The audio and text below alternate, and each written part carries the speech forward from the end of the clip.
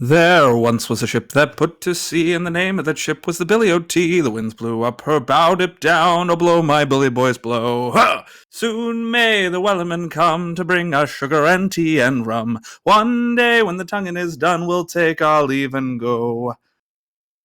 I'm going to stop there. Take that, John. Power move. Oh, you can't make me keep going. Can't make me. Didn't it already start? All right. She'd not been 2 weeks from shore when down on her right whale bore. The captain called all hands and swore he'd take that whale in tow. Ha! Soon may the wellerman come to bring us sugar and tea and rum. One day when the tonguing is done, we'll take our leave and go. Before the boat had hit the water, the whale's tail came up and caught her. All hands to the side harpooned and fought her when she dived down low. Soon may the wellerman come to bring us sugar and tea and rum. Can I stop now? I must. I'm sweating into my eyes. Oh my god. Uh, uh, oh my god, it's so hot. It's so hot, John. Yeah, I know. I'm quite attractive. I know you. I know they can't hear the sweet nothings that you're giving me, but oh boy, they are quite scandalous.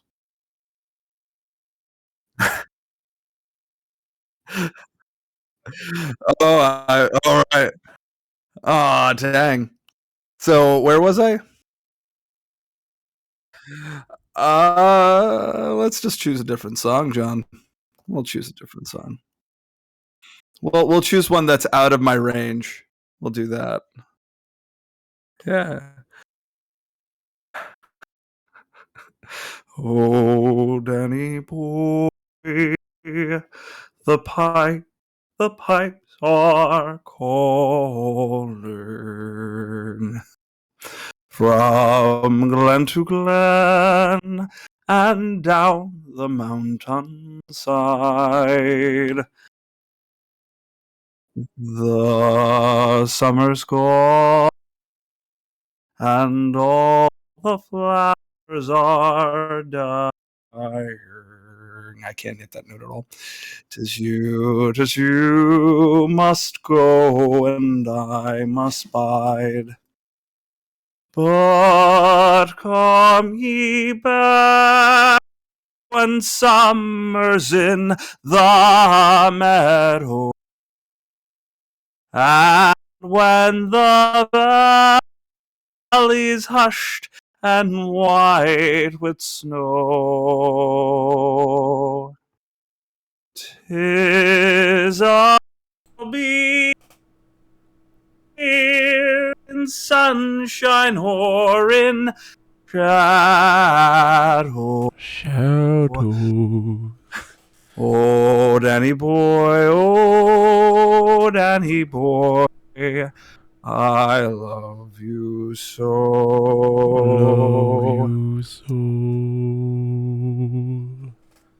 Hi, Nick. Have we started? Yes, we started. They've been watching you the entire time. Okay, good. Hi, everybody. Welcome to the stream. I am your friend, Bogus Meat Factory, and today was my dear friend, Mr. Nicholas. Hello, Mr. Nicholas. How are you? Hello. I'm about to start shoving pizza into my face. I was late. You were late. You left your headphones in what they call the proverbial car, aka your own butthole. Kuno's the only one in chat. That's perfectly fine. How are you this evening, Kuno Nooni? I hope you're doing well. Yes, it's an intimate experience. What kind of pizza are you eating? There we are. Frozen. Frozen pizza? What kind of frozen pizza? It is Signature brand. Signature frozen brand. pizza. Yeah, so it is insert BS company that makes all of the frozen pizzas. Yeah. Well, is it like a self-rising crust? Is it just one of the thin crusts, like your Red Baron type? And what are the toppings? Well, it's vegetarian. Vegetarian. Yeah, it has cheese and sauce on it, John. Oh my god. It's not fun. I'm going to turn off my video so that I can eat without moving. Oh no! No, we need to see your face! Oh, you'll have to see my sweaty face in a moment. Right now, it's going to be a sweaty porking face. Kuno says, by my count, there have been 4 fails, 4 restarts, and 10 restores so far. Kuno is keeping count. I forgot that Kuno was keeping count. Kuno's keeping count, and I greatly appreciate this, by the way. They're going to have to make a medal in your honor for this, and I mean this truly.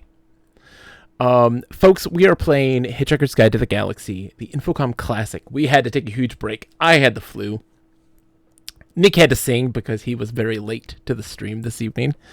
Yes. The punishment has been doled out. I would have been on time. You would have been on time. Only just. Yeah, by less than 5 minutes, yes. But you forgot your headphones. And so you had to be punished. That's just how it works. I feel bad that this is a thing that I get great joy from, Nick, is making you do embarrassing things.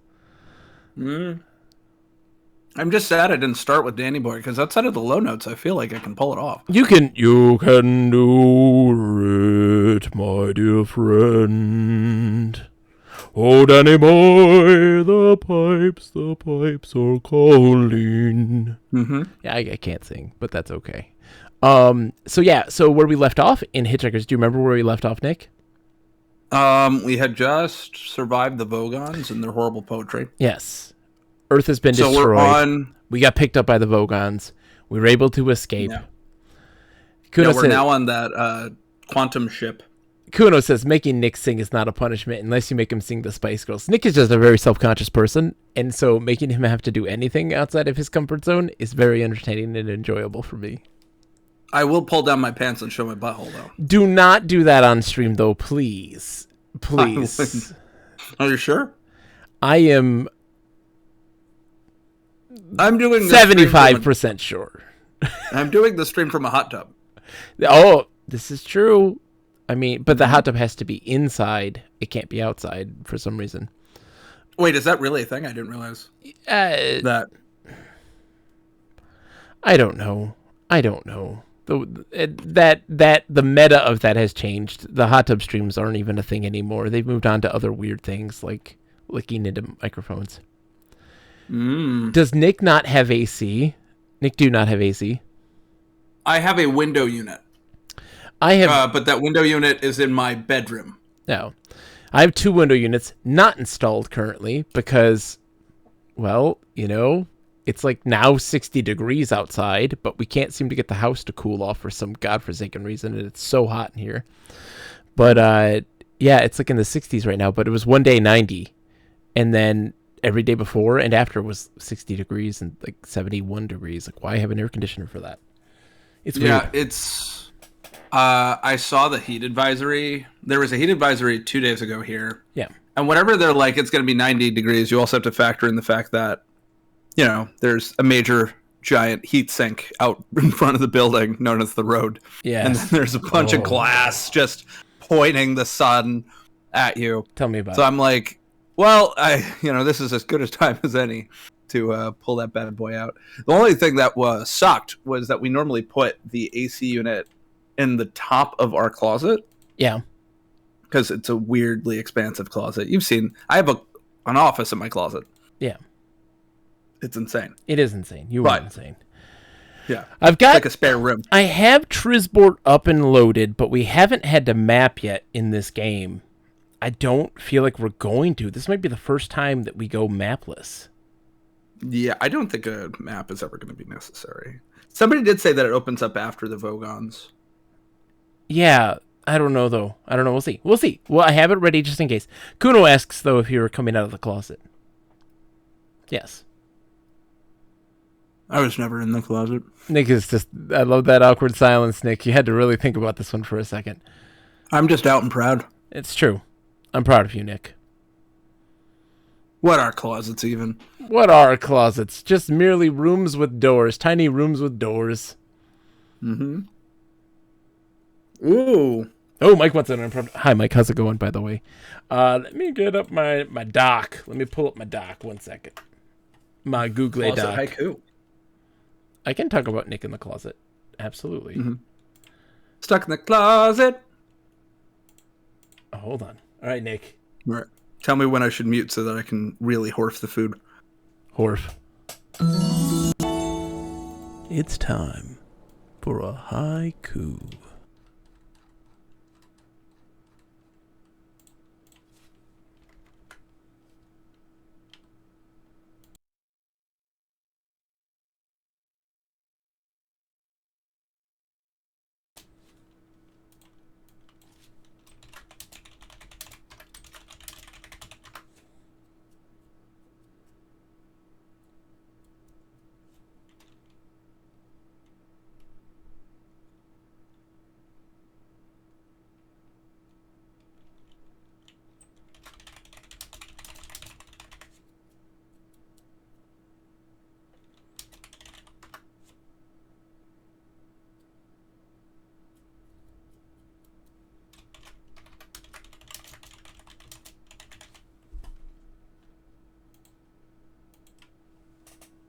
My friend Nick returns, emerged from the closet fresh, like a newborn babe.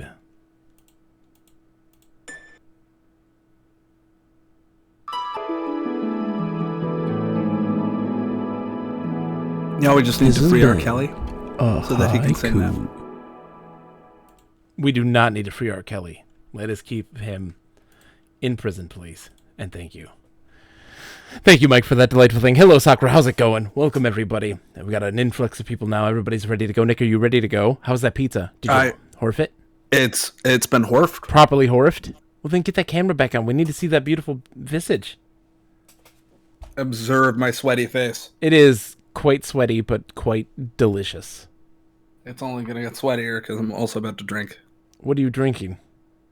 I am drinking the filthy unfiltered hazy IPA from Yards Brewing Company. You know, I always think that, one of the greatest combinations ever is booze and text adventures. I really think that just brings the whole thing together. I have found it to be a very successful marriage. Yeah. I think logic puzzles and I think your typing fingers disagree. My typing fingers disagree, but the brain thinks it's awesome. It's opened it up. It's loosened things. Well, shall we begin? We are currently on what is Zaphod Beeblebrox's ship called? I don't recall. The Golden Retriever? I don't remember. Oh my goodness. Hesh to subscribe. Hello. 5 months. I've been waiting for this moment. The Heart of Gold. The Heart of Gold. Thank you. Hey. It's been so long, Hesh. The freaking flu. Thank you, my friend. How are you? It's time. Did you get the chicken flu? I didn't. I got just the flu. Are you the reason? Are you the reason why? I did not bring monkeypox. Oh God! Why are all the diseases at once showing us how underprepared we are for? Hesh's substreak broke. It's okay, Hesh. Don't worry about those substreaks. You want a worn out glow stick that's all bent up? Can you see it, John? What? Oh, hold on. Can you see the beauty of the? Let me pull it up. Oh, dude. It's gritty. What is he wearing? Is that like a Mardi Gras costume? No, he's wearing the city of Philadelphia superimposed on him. Oh, what the hell? That is a choice. It is. He's also smoking a cigarette, I believe. Is he really? That's amazing. Gritty is apparently. Speaking of the closet, apparently Gritty is a gay icon now. Which is he? Excellent. You know what? If Gritty is a gay icon, to Pride. Did he for real? You know what, Gritty? Yeah, Gritty went to Pride. I'm very happy for Gritty, and I could not think of a better icon to help strike the fear in all of those crazy turf, assholes. I thought you were gonna say I couldn't think of a better Philly mascot to serve as a gay icon, and then I'm like the Philly Fanatic. Yes, Now, Got that Nick, long tube mouth. Burgerstall wants us. He redeemed a Nick Sings. So I want you to sing a song. But before you do, let's get a shout out to Hesh Ballantyne. You think about what song to sing. Okay? Will do. And I'm going to give a shout out to Hesh Ballantyne. Folks, Hesh, a great supporter of the stream. A fantastic human being. But most importantly, right? A streamer that is legitimately worth your time. Who is incredibly intelligent, incredibly entertaining, and plays a lot of the same kind of stuff that I play. Plays MMOs, plays some retro, does some microzines, which are some old school computer, like electronic magazines of sorts with little programs and games and text adventures and these sorts of things. It's an absolute delight. Hesh is an outstanding human being who's also going to help me with my mud dreams. Nick, we're going to have mud dreams. I have mud dreams. I have mud dreams every night. No, you have wet dreams, Nick. That's a different thing. Why is it brown, though? God. God. No, Hesh, you're a good man. You're a good man. Are you ready to sing, Nick? Are you ready to sing? Sure. Hand to my heart here. Let's all rise for the national Nick anthem. Way down among Brazilians, coffee beans grow by the billions, so they've got to find those extra cups to fill. They've got an awful lot of coffee in Brazil. You can't get cherry soda, 'cause they got to fill that quota. And the way things are, I bet they never will. Never will. They've got a zillion tons of coffee in Brazil. In Brazil. No tea or tomato juice. You'll see. No potato juice. Oh. The planners down in Santa's all say no, no, no. The politician's daughter was accused of drinking water and was fined a great big $50 bill. They've got an awful lot of coffee in Brazil. In Brazil. Yeah. That was beautiful. I love that song. What is that song? It's the coffee song as sung by Frank Sinatra, except for sung by me, actually. Oh, I don't know what? who originally made it. Old Mickey Blue Eyes does not hold a candle to you, Nick. Old Mickey Blue Eyes does not hold a candle to you. Burgerstall loved it. Thank you, Burgerstall, for making Nick sing. Thank you, Burgerstall. All right, shall we begin? Yeah, we shall. Okay. John. So we're on the bridge. Do you want to look? Yeah, do a quick look. This is the bridge of the heart of... Oh, well, that answered our question. The Yeah. heart of gold. A gangway leads down, and steam comes from an entrance to port. Next to the control console is Eddie, the shipboard computer. Ford Prefect is here. There is a molecular hyperwave pincer here. Hey, Zephyr, how are you doing? Says Ford. He's cool. I don't know why that's why Ford's... You read this. Okay. You do it. Hey, Ford, how you doing? Says Ford. He's cool. Not bad, Ford. Great to see you. Replies Zaphod. He's cooler. You suddenly realize that the woman is Trisha McMillan. Call me Trillian. Whom you were trying to pick up at a party in Islington just a few weeks ago. And that Zaphod is the guy she eventually left the party with. Odd. You want to get that molecular hyperwave pincer? No. I was going to say hi to Trillian. Why? Get that pincer. Ford said hi to Zaphod, and Zaphod said hi to Ford, and we got to keep this hello chain going. You don't say, hey, Trillian. It's not going to know that. Say, Trillian, comma, hello. Hey. Trillian, comma, hey. Aw. Trillian, comma, hello. Hello to you, too. Like my spaceship, Ford? Zaphod asks. Your spaceship? Says Ford, losing his cool for a second. Yeah, I stole it. Zaphod admits. I'm going to use it to find the legendary lost planet of Magathea. Let's go sit in the sauna while I explain. Zaphod, Ford, and Trillian head up to port. They have not. You could have. He has two heads. You could have used that turn to look at Zaphod. Oh, I could use it now. No, you can't because they headed off to port. Oh, fine. We'll get pincer. Port. You enter the sauna. After several hours, you come out a changed man.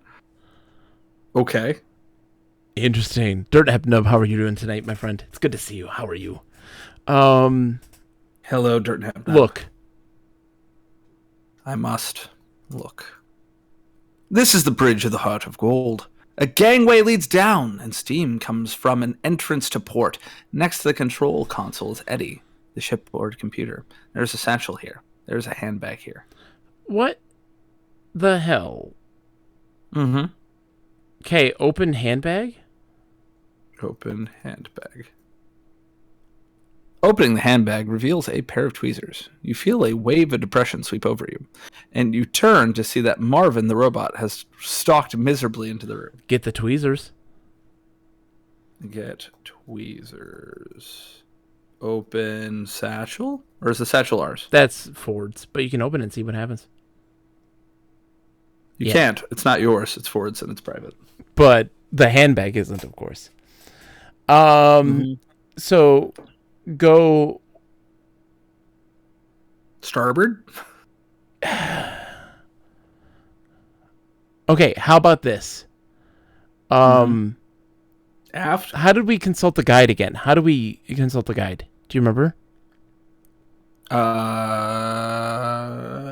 Because we could look up Magrathea. Consult guide Magrathea? Is that how you spell it? Yes. What do you want to consult? Oh, consult guide about Magrathea. That's what it is. Consult guide about Magrathea. Right. So the guide checks through its sub-Ethernet database and eventually comes up with the following entry. According to legend, Magrathea was a planet that amassed incredible wealth by manufacturing other planets. The legends also mention it is a setting for a very eagerly awaited second Infocom Hitchhiker's Guide game. Okay. So they don't go to Magrathea in this one. No, it did not. It was planned. Okay. It was planned, but it didn't happen because Infocom. Yeah. Also, the fact that Douglas Adams was very reticent to do any work on any Infocom games. Well, I don't know. He was reticent to do it. He was reticent to do any work, Nick. Okay. I mean, aren't we all? So go port again. I want to see what happens. I'm reticent to do any work. Port? Port, yeah. Yeah, well... Oh, but... Into the sauna, after several hours you come out of change man. Like, they went to port. Enter hot tub? Was there a hot tub? Didn't he say hot tub, or did he say sauna? I don't know. I thought he said hot tub. Together, it's one word. Mm-mm. Hot tub. Just like tattoo. No, it's not. Okay. Maybe that. Okay. Well, part of me wants to restore because my brain isn't parsing what happened.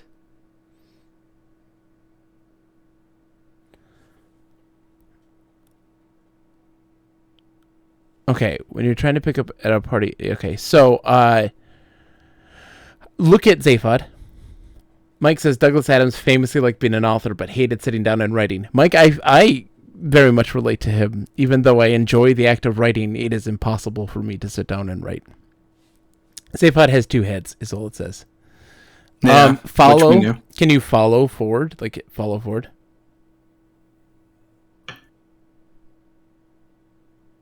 What do you think this is, John? Nope. Do you think this is Okay, so open satchel. Not satchel, sorry. Open handbag. The handbag, sorry. So I wonder if this has something to do with the fact that the Get tweezers. Take tweezers. We didn't talk to Marvin. Marvin came. Yeah, for a second. But what would we say? Like, Hi, Marvin. yes. Obviously that has worked. Mike, I think he did that game with Infocom because he was contractually obligated to.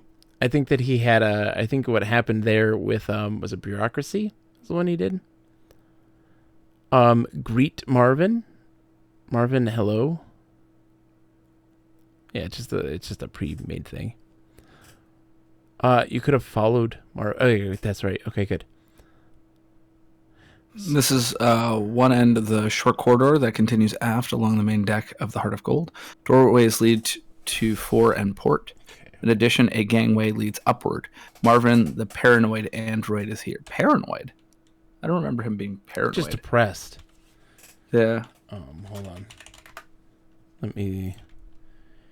So, where did he go? He just wanders off, and so because like even when you look at the room, it does not describe any exits. Hold on. Yeah. Okay. I had no idea. I had to step away for a second. Was there a restore? Kuno, there was a restore. Yes. Let's see. This is one end of the short corridor that continues forward along the main deck of the Heart of Gold. Doors lead to after port. In addition, a gangway leads downward. I wonder if this has something to do with the probability drive. I don't know yet. Go port. Let's see. Oh, open port. Open screening door. The door explains in a haughty tone that the room is occupied by a superintelligent robot and that lesser beings, by which it means you, are not to be admitted. Show me some tiny example of your intelligence, it says, and maybe, just maybe, I might reconsider. So that's a puzzle. That's a puzzle. Show me your intelligence. Do we have inventory? A book or something? Let's look at our inventory. Inventory.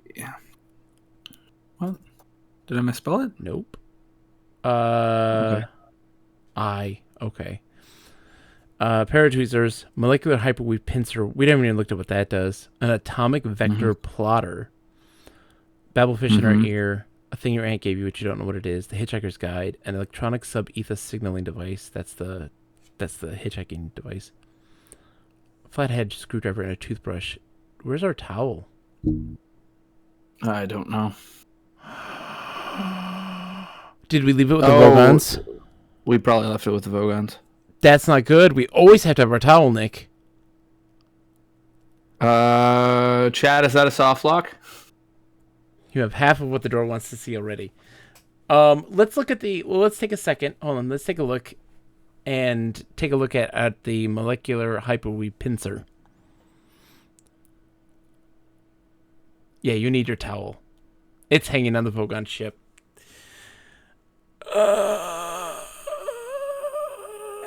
Okay, hold on. Let's look at the pincer first. Let's look at these things for a second. Let's just take a second to get our bearings, and we can work from there. Okay. Consult guide about pincer.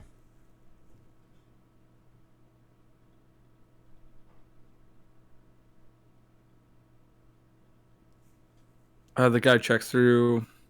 The editor responsible for entries under this heading has been out to lunch for a couple of years, but is expected back soon, at which point they will do rapid updates. Until then, don't panic unless your situation is really a life or death one, in which case, sure, go ahead, panic. Okay. So we need to restore Vogon.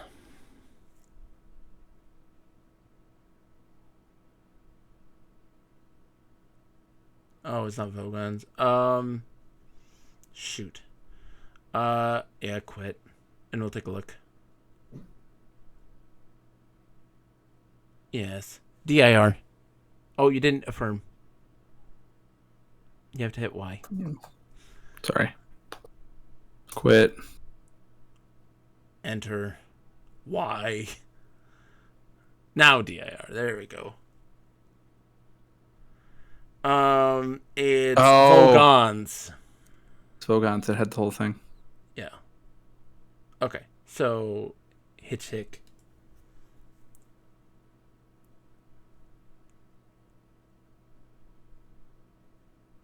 Okay. All right. Do a quick inventory.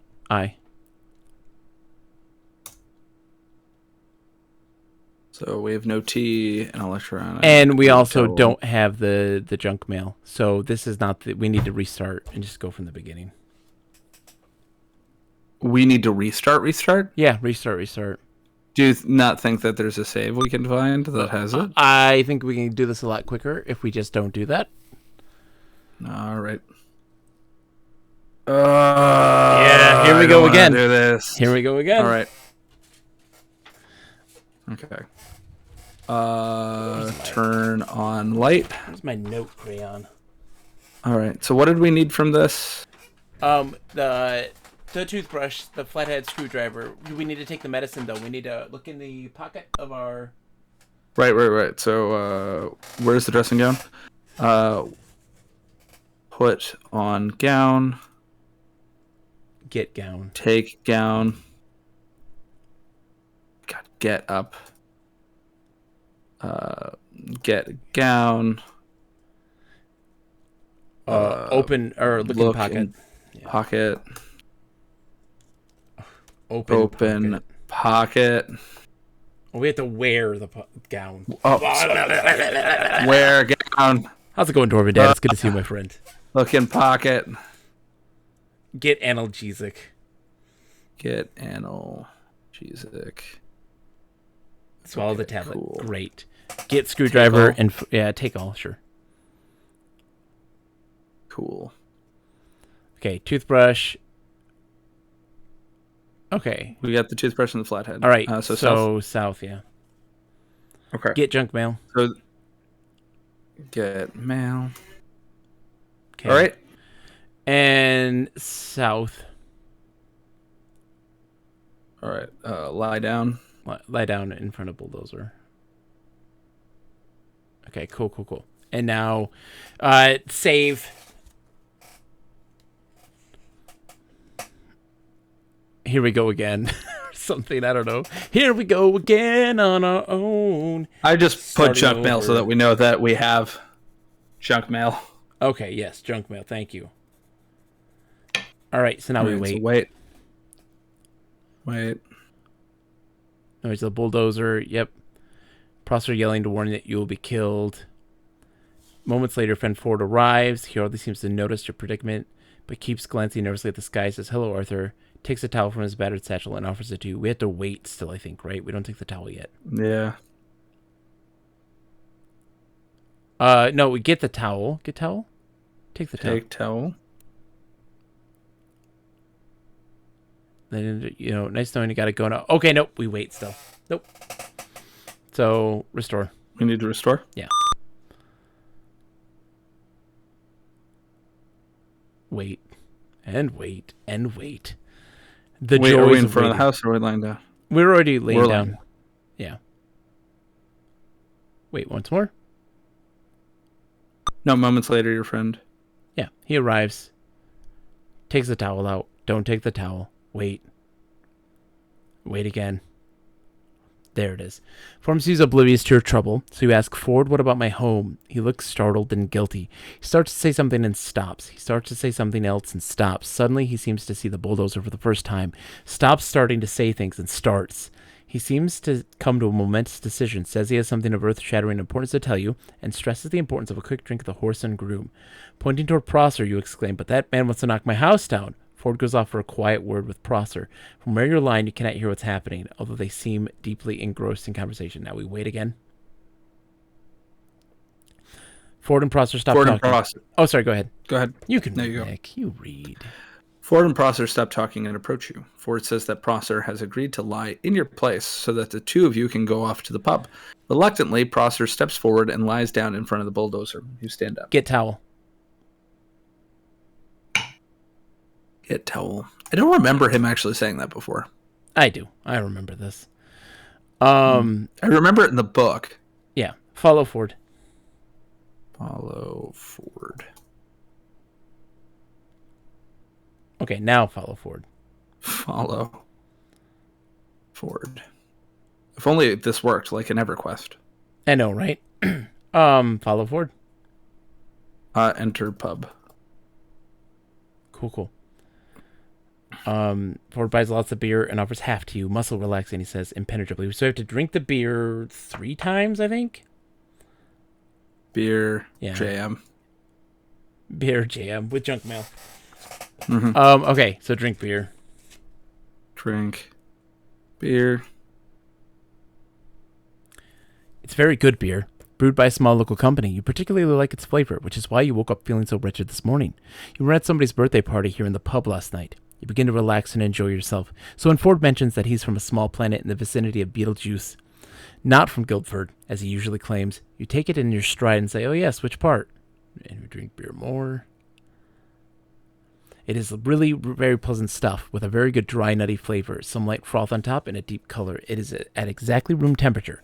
You reflect that the world cannot be all bad when there are such pleasures in it. Ford mentions that the world is going to end in about 12 minutes. Yeah, one more time. Distant crash, nothing to worry about, probably just your house being knocked down. So we exit pub. No, we don't wait. We exit pub. And then we go, is it north? Let's see. First it's south. Yeah, so north. Mr. Prosser from the local council is standing on the other side. You reach the side of what was your home. It's now a pile of rubble. Mr. Prosser looks sheepishly triumphant, a trick few people can do, as it requires a lot of technically complex deltoid muscle work. Mr. Prosser from the local council standing on the other side of the bulldozer seems to be wearing a digital watch. Ford hurries after you. Can't get over the room temperature thing, to be honest. Mike's like, no room temperature. Yeah, let's wait. Let's see. Okay, with a noise like a cross between Led Zeppelin's Farewell Concert and the eruption of Krakatoa, a huge fleet of Vogon constructor ships flies overhead and announces that the Earth will be demolished to make way for a new hyperspace bypass in 2 of your Earth minutes. In all the turmoil, you drop the thing your aunt gave you, which you don't know what it is, and it rolls away. It is the least of your worries anyways. You've been trying to get rid of it for years. I think we wait again. I think.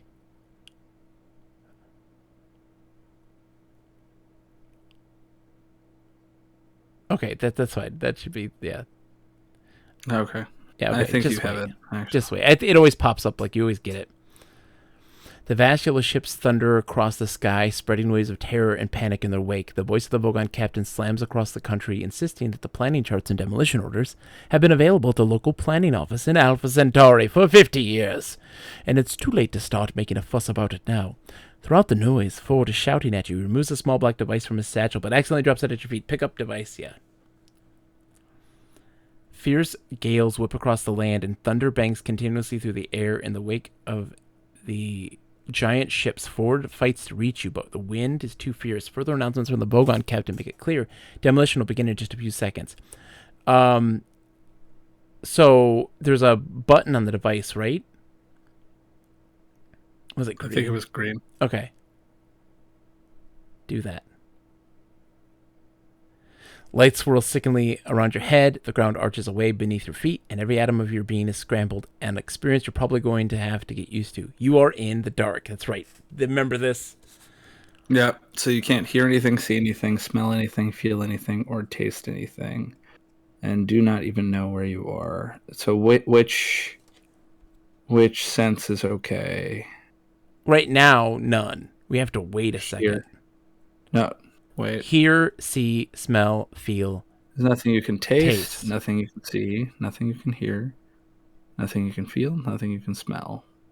Hold on, now it's changed. Taste, see, hear, feel, and smell. No, I guess that's wait, taste. Is that all 5? Hear, feel, taste, smell. see, hear, feel, smell.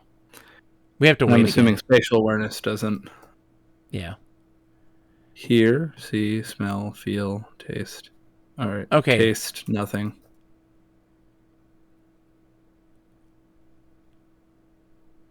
Smell, nothing. Yeah. It does smell a bit. There's something pungent being waved under your nose. You can make out a shadow moving in the dark. Look at shadow.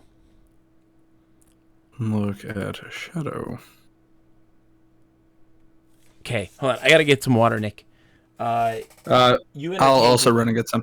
Oh, no. I was gonna. Fine. Entertain.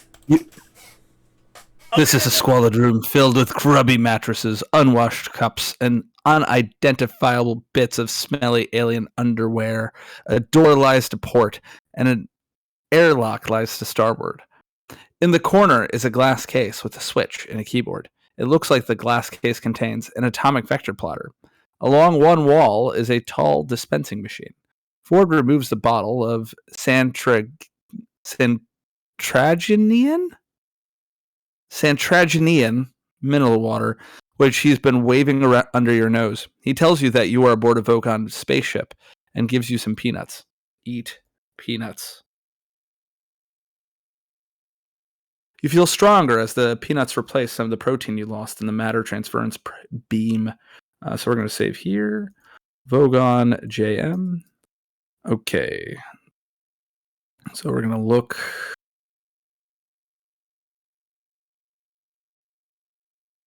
Where's the hook? So this is the squalid room filled with grubby mattresses, unwashed cups. Okay. Look at dispensing machine.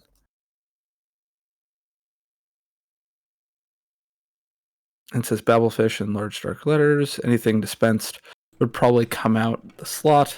Do you remember what we're supposed to do here? Do you remember this puzzle? Yes, but I needed to give me a description of the room. Dispenser button. I need to put it. I guess I don't actually need it. So I need to take off gown. Yeah. Put gown on hook. Okay. Put towel on drain. Yes. Put. We had to put something in front of the. We had to wait for Ford to fall asleep, right? So take satchel. Hold on. No, he's already done his thing. He's already gone up to sleep. Yeah. Yeah, put satchel in front of panel. Hole? I thought it was panel. And put mail on satchel. Yep. Okay. Now press the button. Dispense button. Press dispense button. Oh, great.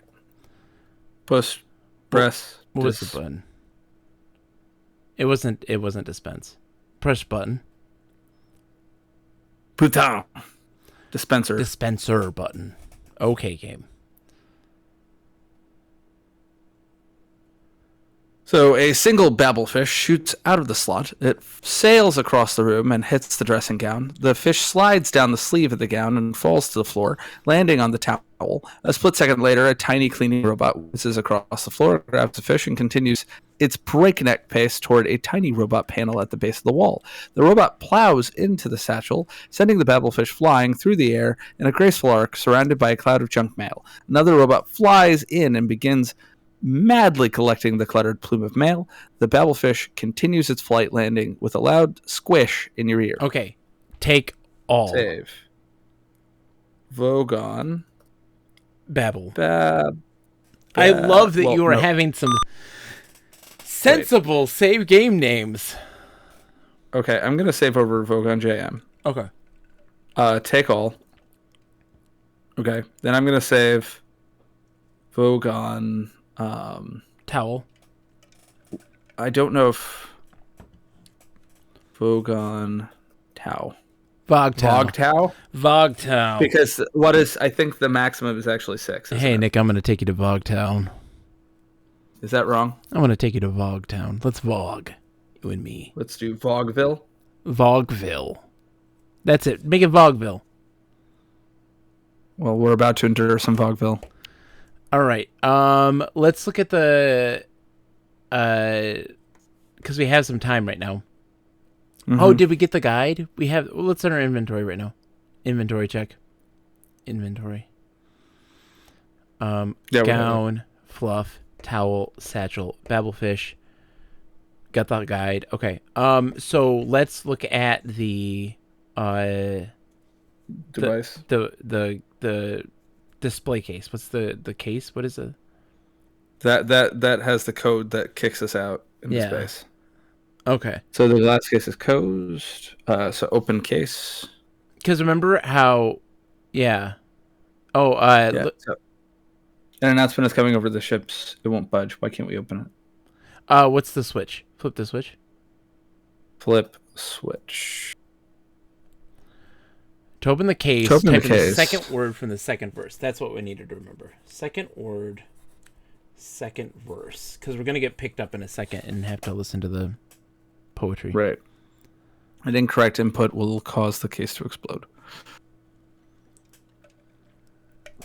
Yeah. Okay.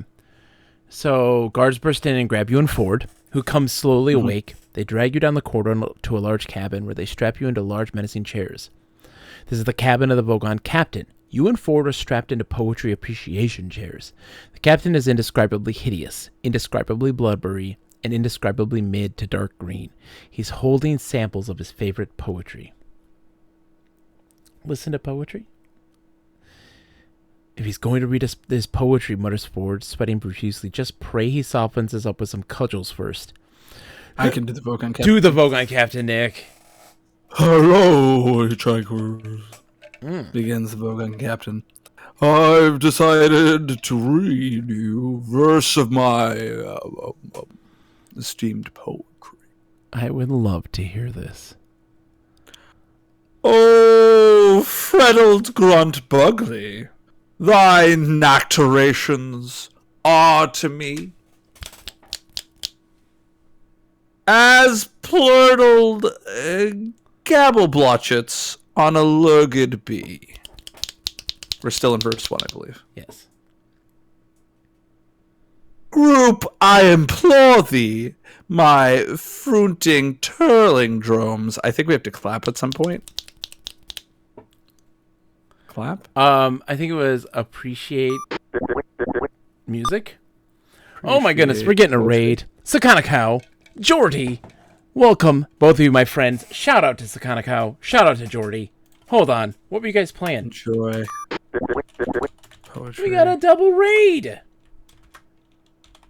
And hooptatiously drangle me with crinkly bindle-wardles, or I will rend thee in the gobberworts with my blurgle cruncheon. See if I don't. Did that work? Indeed. Hold on. I gotta make sure I got Jordy GH. Did I do this right? I don't know if I did. Oh, John. Shout out. Shout out. to the world. Hello, What? Raiders. Shodai Neketsu Kuha Kunio-kun. So that is a River City Ransom game? A Kunio-kun game? We're getting close to the end of... that's like the River City one on Super Nintendo, right?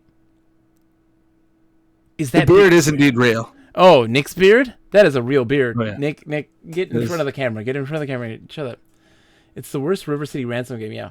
It's about as real as the sweat on my forehead and whatever it's doing to my hair. It's illustrious and beautiful. Yes. How are you doing, Jordy? Oh, by the way, I don't even have my webcam on. Hi! I totally forgot. All the better to store food in. Oh, indeed. No, that was not me with a beard. This is me with a beard. This beard is real. How are you guys doing? Folks, you need to check out Sakana Cow and Jordy GH.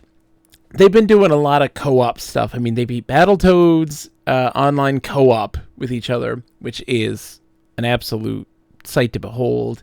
They're working on the Kunio-kun. It's a River City game on the Super Nintendo, which is considered to be a bad game. They're working through that. Fantastic stuff. Sakana Cow is a wonderful homebrew maker of NES games. And are you still porting your game Lizard over to Super Nintendo? I'm curious. And Jordy just recently got married. Oh, congrats. Mazel. Yeah, we're playing Hitchhiker's Guide to the Galaxy.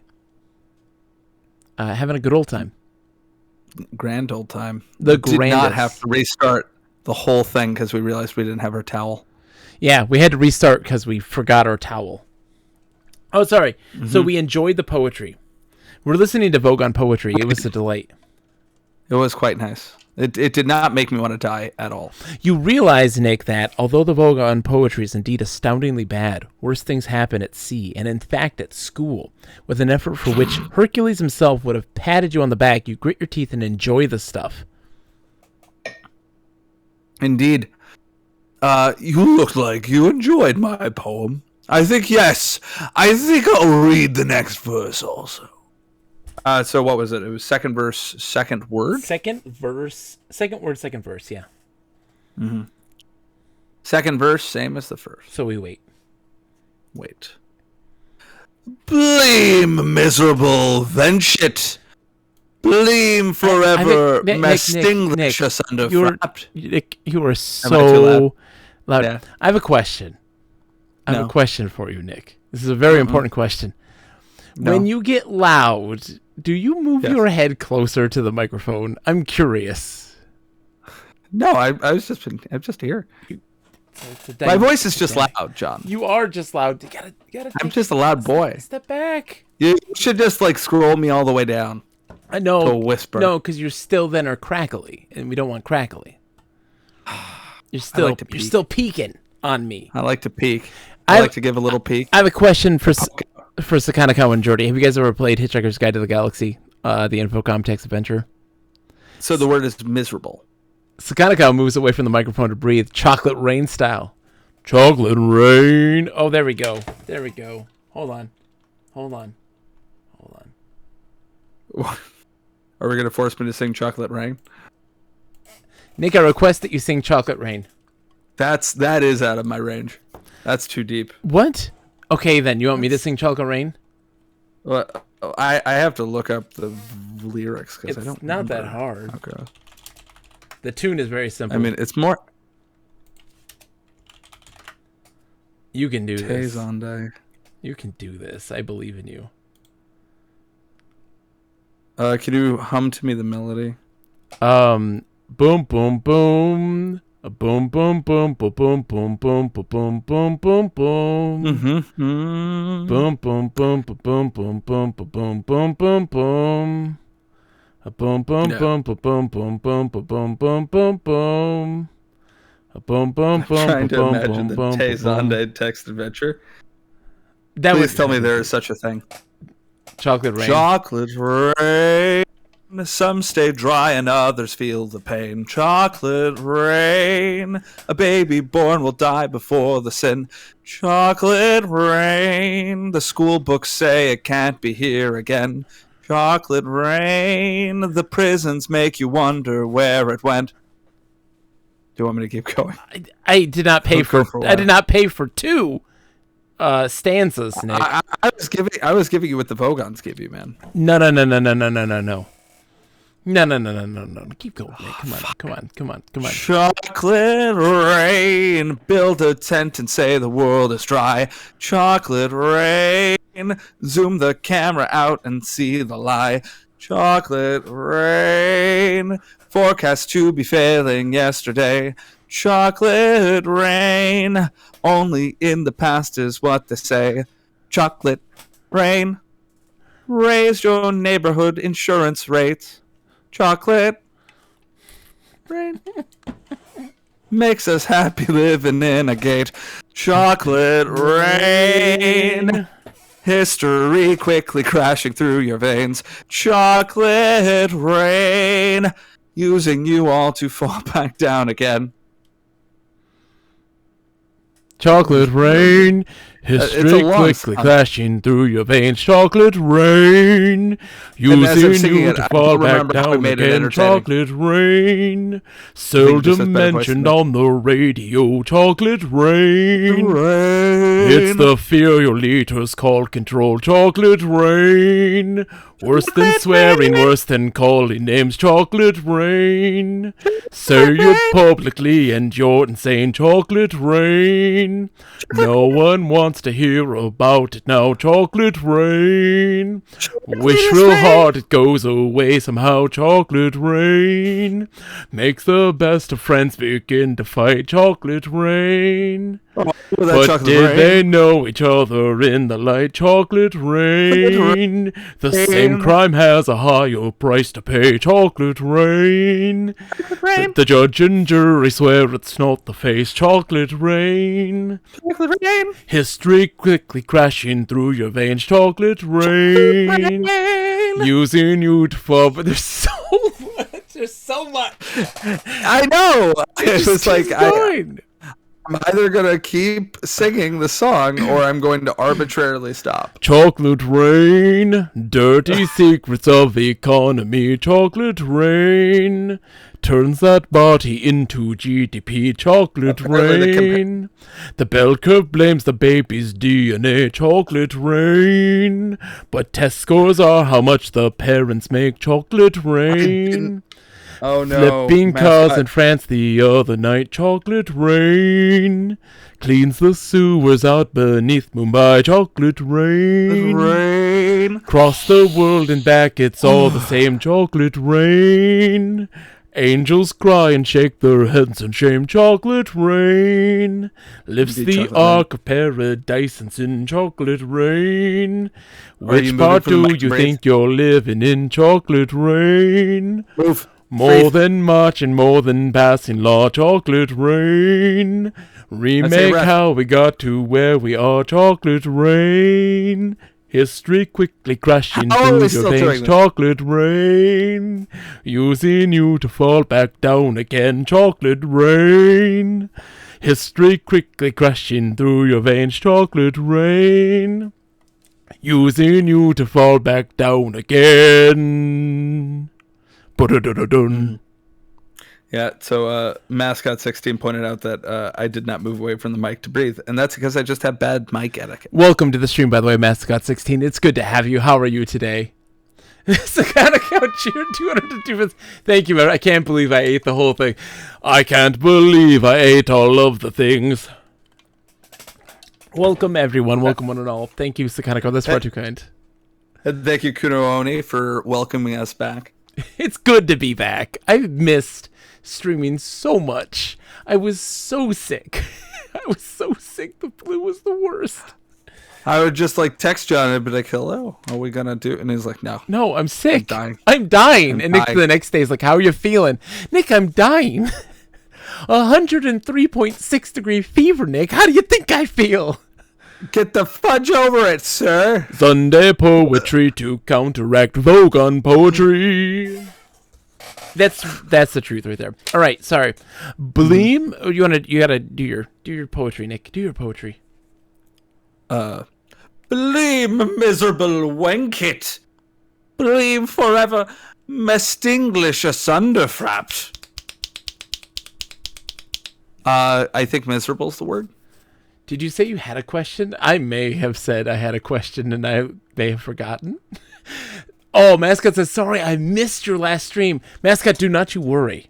You can always watch the VOD. It was us just kind of farting around playing the minigames in Myst in Myst Online, which got fixed, and I was so happy. Is miserable the word? Miserable? Is miserable the word? No, This is the second verse. No. It's the second line of the second verse. Second What's word. the word? Oh, miserable? Okay. It's the second word of the second verse, right? Okay. Yeah, that's fine. Yes. I agree. You're correct. All right. Gashi morphusite, thou expungiest corpus. Ooh.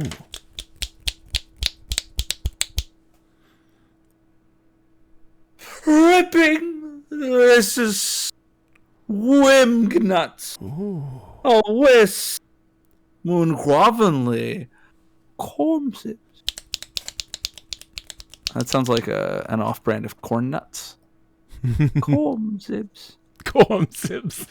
Can I get some of those cormsips over there? I'd really like some cormsips if you could give me some. I need a big old handful of cormsips. I Shove need a snack that when I bite it, it takes so much pressure that it makes me worry I'm going to hurt my teeth, but not enough that it actually will. I want to have some cormsips that when you take a bite out of them, they're both squishy and crispy at the same time. Indeed. Garond, with attitude, form into formless point. Why not, then, Moose? Garond with attitude. Garand with attitude is Into formless ploit. Why not, then, Moose? Oh God, so gripping.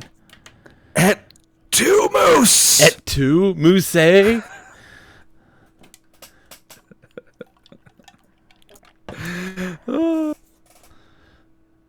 Since you have somehow managed to survive 2 verses of my poetry, I have no choice but to space you. Guards! A guard grabs you in Ford and drags you toward the hold. Ford whispers, "Don't worry.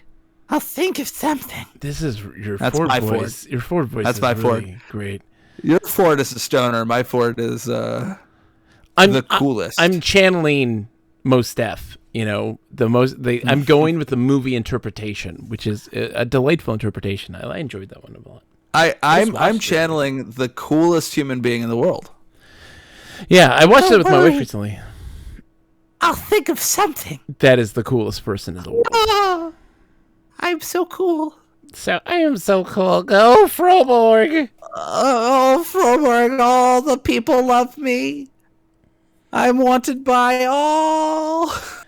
Lip says hello. Hi, Lip. How are you, my friend? Lip, I'm a sex god. What? What? What? I'm sorry, what now? I was doing my Ford impression. That was He says he's the coolest guy ever. He's a sex god. Wanted by all. This is exactly what he says. Indeed. Okay. Indeed. So we gotta do the keyboard. Chocolate rain. A boom boom boom boom boom boom boom. Across the world and back, it's all the same. Okay. So type miserable on keyboard.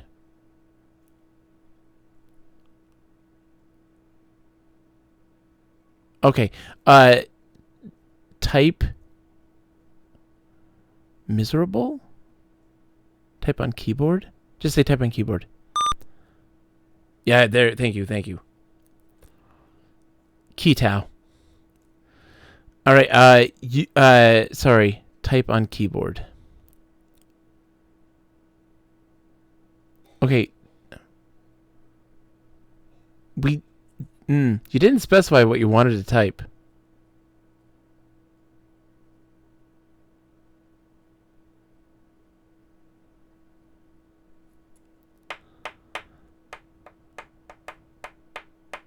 Just. I want to go back to the chocolate rain part of the stream. Lifts the ark of paradise and send chocolate rain. Rain, chocolate rain. What was the command we had to do? We did this before. I know. Oh, why is the screen cutting out on us all the time? All right.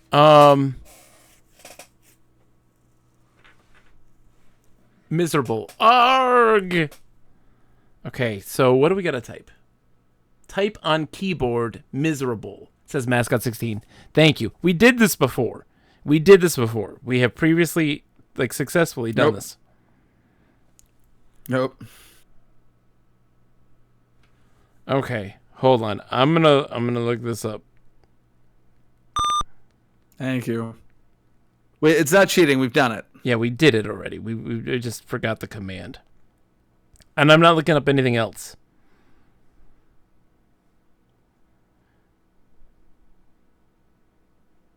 Okay, so it wants us to do type and then in quotations miserable. That sucks. There it is. No, you don't have to do it on keyboard. Oh, I guess so. Okay. The glass case opens. It is, of course, well known that careless talk costs lives. Oh, jeez. Yeah, the two opposing leaders. Yeah, the giant thing. And type miserable on keyboard just across the conference table. Blah, blah, blah. So what was the thing that we have to get? What is the object? Look real quick. Because we can get it. I think of time. 90% of the game is figuring out the obscure text parser rules. We typically understand the rules of the text parser. Typically. Most of the time, Infocom games are, so far at least in our adventure, have been pretty straightforward and understandable in kind of the rules of things. Giving commands to NPCs works a very specific way, and just kind of how you word things. This is when things are starting to get a little more muddy. Oh, Nick. Forward continue. What's wrong? You keep hitting escape or backspace so many times, and it makes that loud beep. That is incredible. No, that's not even what I'm talking about. I couldn't hear that because I'm only hearing Discord. Okay. Apologies. So get the atomic vector plotter. Is that open? Yeah, it opened up. Atomic vector plotter. What? Restore. Your load is too heavy. We're holding too many things. Inventory. Oh, we have his satchel. We can drop his satchel. Drop. Will he get it? Yeah, I think so.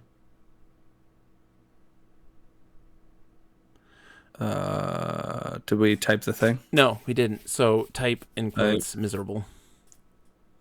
Miserable. Yep, and then the blah blah blah. Okay. Atomic vector plotter. Okay. There we go. And now we can wait. We have our towel. We have our stuff.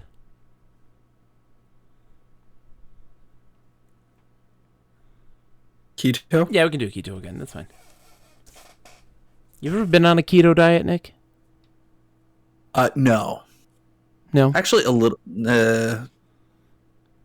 My mother was briefly on the keto diet, but not me personally. I don't think ketoacidosis would necessarily be beneficial for me, especially given that, like, what I did experience of it felt quite gross. Any fad diet is a bad idea. Just, portion control. Yeah. Activity. Let's go. High cholesterol is a big concern there. I know it has advantages. I mean, I find the idea behind it interesting. Yes. Because what? Nothing. Continue. I find the idea behind, causing, your body to process fat, rather than using the easier pathways of processing sugar, interesting. But and I know it is efficacious in lessening symptoms of seizures for certain folks. Efficacious. But I don't necessarily. I know it is efficacious in lessening seizures. Mm-hmm. Nick, I love you. I love you. I teach high school. And my students are often confused. I know that it's efficacious in lessening seizures. Oh, yes. Mascot says keto works, but leaves you hangry all the time. The addictive nature of carbs is so strong. Oh, it is so strong. So strong. Man. It also, I struggled so hard without, I like carbs. Okay. Sorry. The airlock has massive doors to port and starboard. Forward points at the outer door. In about 2 minutes, it'll open and will be ejected into the vacuum of space. But don't panic. I'll think of something. Aren't we just supposed to wait? I think so. Yeah, because we just get picked up by the ship, I think. Atomic plotter. I think the atomic plotter is necessary somehow. We haven't used that yet. If you want to consult the guide, you can while we wait. Consult guide about atomic plotter. Yeah, and probability physics. Yeah. That's used for the warp drive of the Heart of Gold.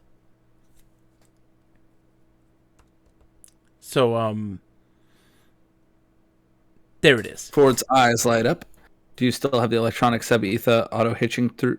At that moment, the air. Do you still have the electronic sub-ether auto hitching through? I am a sex god. Oh God.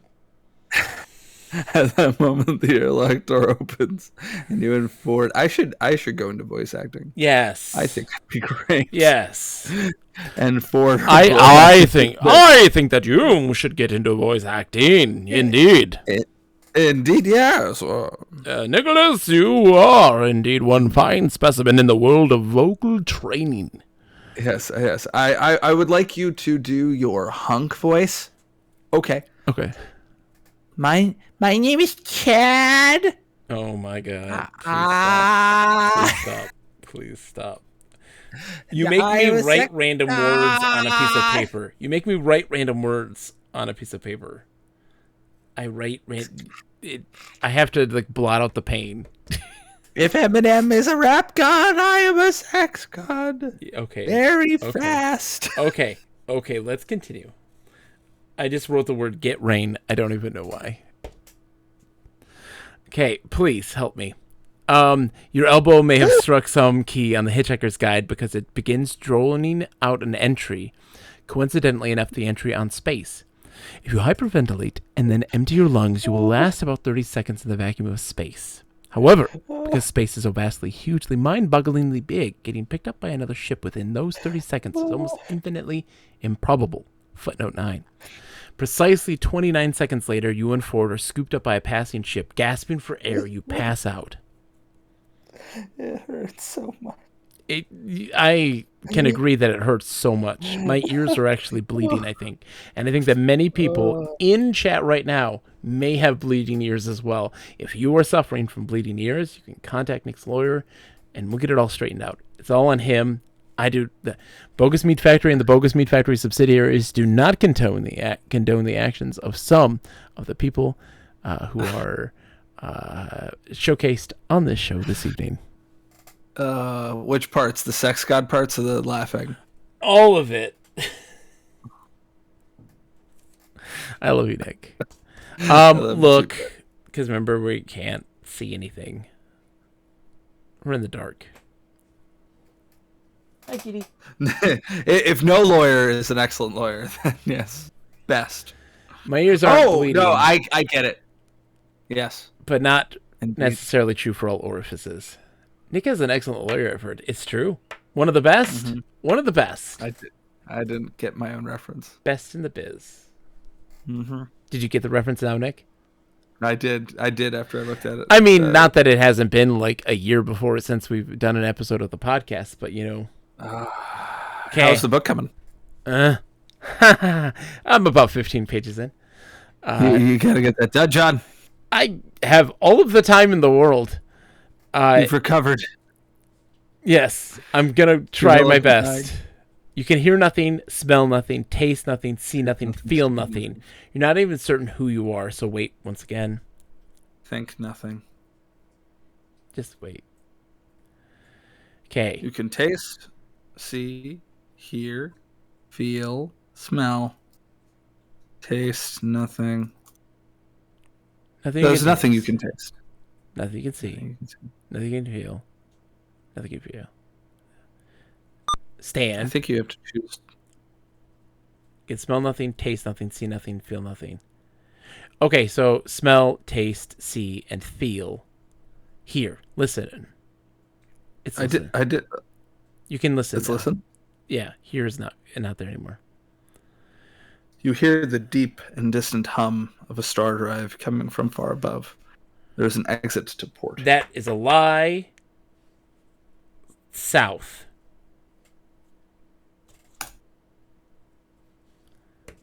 Entry bay number 2. Yeah, this is an entry bay. We were lying about the exit to port. What do you mean? That's what it says. We were lying about the exit to port. I hate that. All right. I forgot about that. Yeah, sorry. But don't do anything crazy. There's a sales brochure here. Can you get that sales brochure? Get brochure. Taken. Okay. We're looking for the bridge. You follow forward and eventually come to the bridge. Okay. So we are. All right. So I'm going to save here. Yes. Save. Bridge. Tau. Britow. Britow. Britow. Britow. I don't know if we'll know what that means. I'll know what it means. Britow. Okay, at the controls, apparently expecting you and Ford are a man with more than the usual number of heads. The name Zaphod is stitched on his shirt, and a dark-haired woman holding a handbag. Both seem somehow familiar. There is a molecular hyperlink pincer here. Take pincer. That's right. Okay. So, do you want to do Zaphod and I can do my Ford? Sure.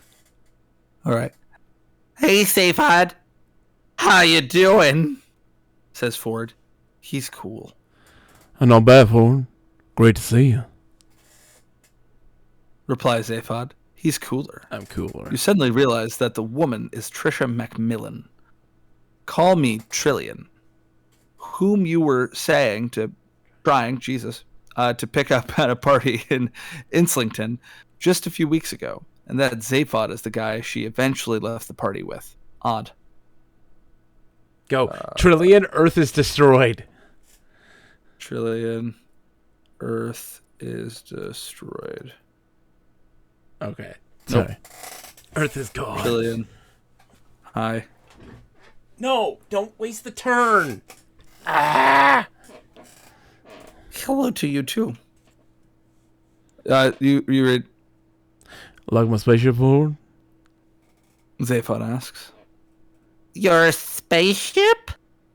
Says Ford. Yeah. Losing his cool for a second. Hold on. Nick, Yeah. what word is capitalized there? Your? And you went, your spaceship? Yeah. That sounds right. You know what? That's perfect. I love this. I'm being a bad friend. That's the part in question, correct? Yeah, absolutely. Your spaceship? Well, but like that he possesses something is not surprising. When a word is capitalized, that's the yeah, thing yeah. you don't emphasize. That's what that's meant I to do. actually I did not read that it was. I did not notice it was capitalized. Get fair. rain. Okay, I'm writing the word get rain again. It went from miserable to chocolate rain to get rain to get rain. Of course you do. It's the beer talking for poor Nick. It's the rye. Okay. Use it to find the legendary lost planet of Magathea. Let's go sit down in the sauna while I explain. So now we got to open the handbag. Get tweezers. All right, save here. Oh no, hold on. Read up. We're carrying Can too I much abort already. this?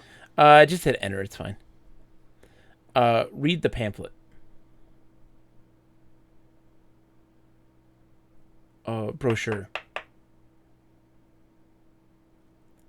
Equipped with a sensational breakthrough in improbability physics, the Heart of Gold will make the envy of every major government. When the ship's infinite improbability drive is activated, the Heart of Gold passes through every point in the universe simultaneously, making travel to any single location a breeze.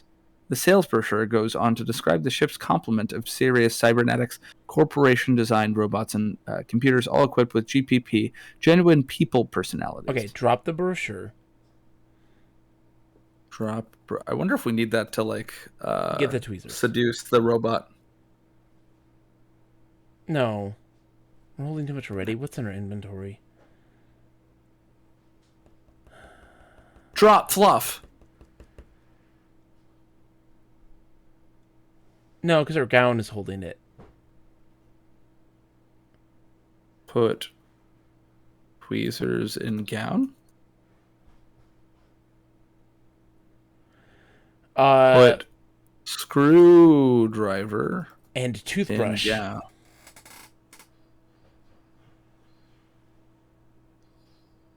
Note that it's not having us drop other things. Okay, now get the tweezers. Okay. There we go. We don't need the brochure. We don't need the brochure. Let's talk to the computer. No. Okay. Eddie, the shipboard computer, looks at you expectantly, as if you seemed to be about to talk. Okay. What do we have to ask it?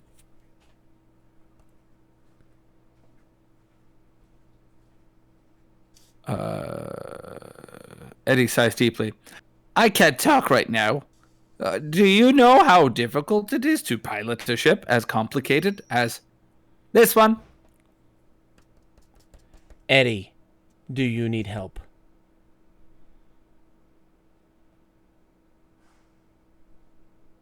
Okay. Never mind. All right. Did what's his name already come in? Okay, he can't talk. Can we look at the computer? No, you see nothing special about Eddie. Okay. Can we look at the controls? Most of the controls are beyond your comprehension. The simplest one is a large receptacle of some kind. Look at receptacle. A large? Okay. Look at the small receptacle. Pen 15. What? Stop putting your penis in things. What? Nothing. We're fine. It's fine. Everything is fine. What's wrong? Okay. No. I've been around teenagers too much, John. Or we have a thing that's supposed to work with the Uh-huh. infinite improbability drive. We have it with Uh-huh. us currently. Uh-huh. There's a slot next to the controls in the bridge. Put automatic plotter in slot. Put plotter in receptacle. Large receptacle.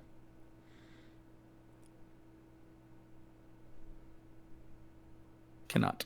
Okay. I wonder if that's what the computer wants when we... Okay. Yeah, let's take a look real quick. Look for me.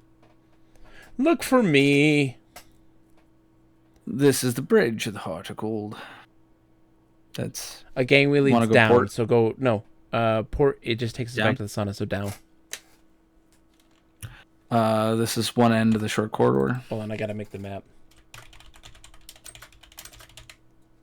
Oh, God. Yeah. I agree. You alright? I'm fine.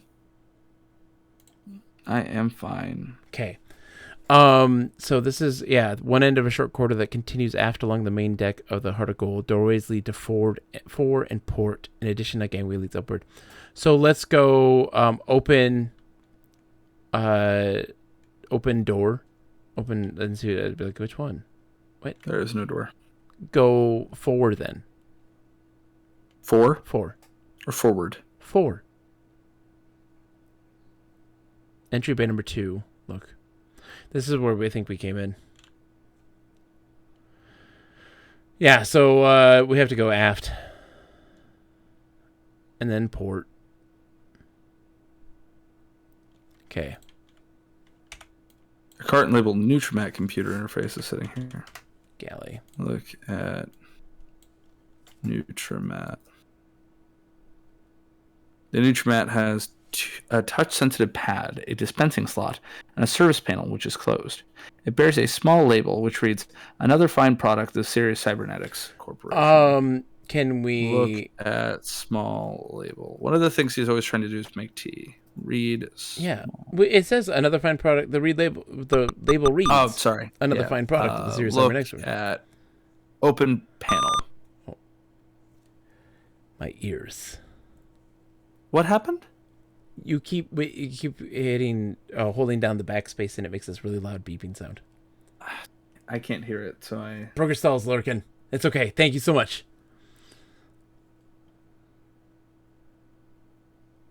Opening the Nutrimat reveals a circuit board. Why are we opening the panels right now? Because I'm assuming this is a puzzle. Well, we don't even know what the problem is yet. I know. We have to identify the problem first. So the circuit board is square, about 10 inches on each side. It has a number of microchips, some printed circuitry, and a message printed in microscopic letters. There are also 8 dip switches marked all of those things. Cholesterol register, MSG specifier, thiamine stack, piquant omat, flavor dump, vitamin interrupts, no sequencer, and bouquet arbitration bus.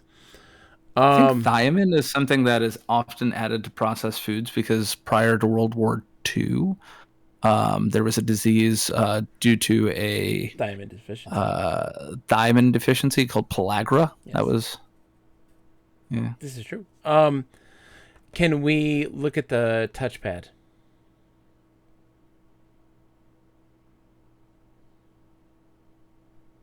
Okay. Yeah, touchpad.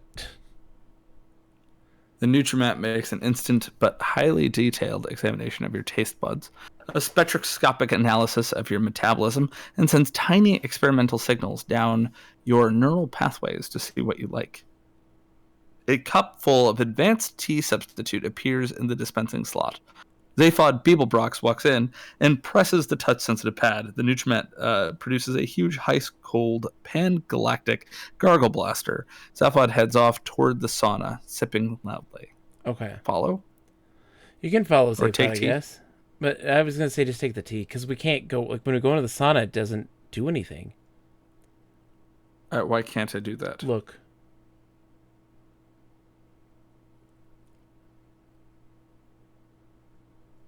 He's back again. Get tea substitute.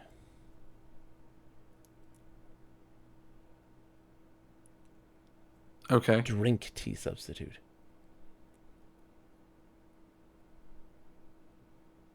It tastes almost, but not quite entirely unlike tea. It's absolutely disgusting. The cup itself vaporizes, part of the Galactic Anti-Litter Program. The Nutrimat says, if you have enjoyed the experience of this drink, why not share it with your friends? Okay, so now there's also a carton. Mm-hmm. Look at the carton.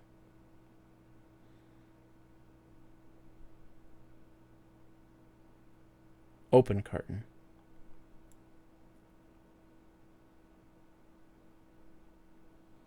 Look at the gun.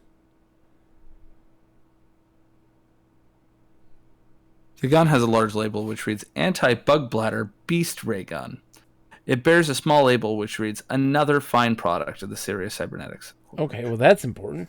Can we consult the guide about the bug bladder beast?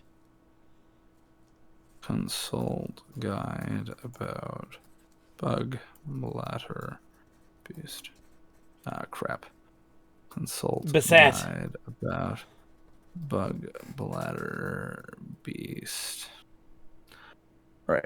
So the guide checks through the sub-Ethernet database and eventually comes up with the following entry.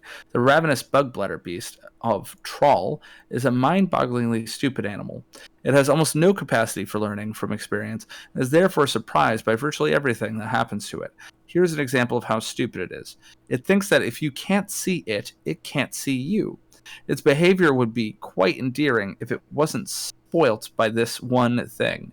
It is the most violently carnivorous creature in the galaxy. Avoid, avoid, avoid. Okay, so we can't look at it. Mm-hmm. Okay, we'll probably tie the towel around our eyes on that guy. Mm-hmm. Okay. Avoid, avoid, avoid it. Cool. Can we get the circuit board?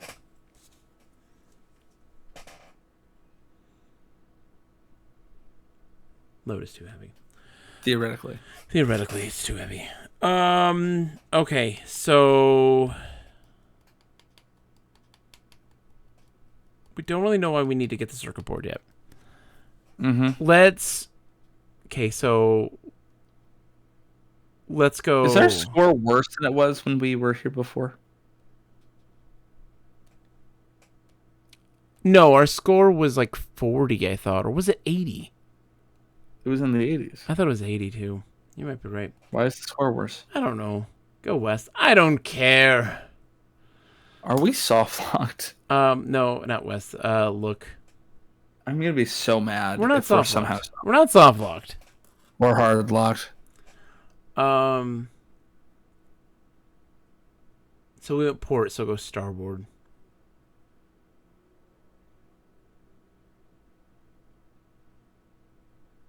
There's gateway leading upward. Okay, so go aft. This is one end of the short corridor that continues forward along the main deck of the Heart of Gold. Doorways lead to aft and port. In addition, a gangway leads downward. Okay, so then we gotta go what? Aft. Are we gonna ignore Marvin? Oh, no, it's fine. We don't need Marvin right now. Let's just ignore him. Aft. Matawi says, this is one of my very first games. Did you like it, Matawi? That's the real question. That entrance leads to the infinite improbability drive chamber. It's supposed to be a terribly dangerous area of the ship. Are you sure you want to go in there? Yes. Save first.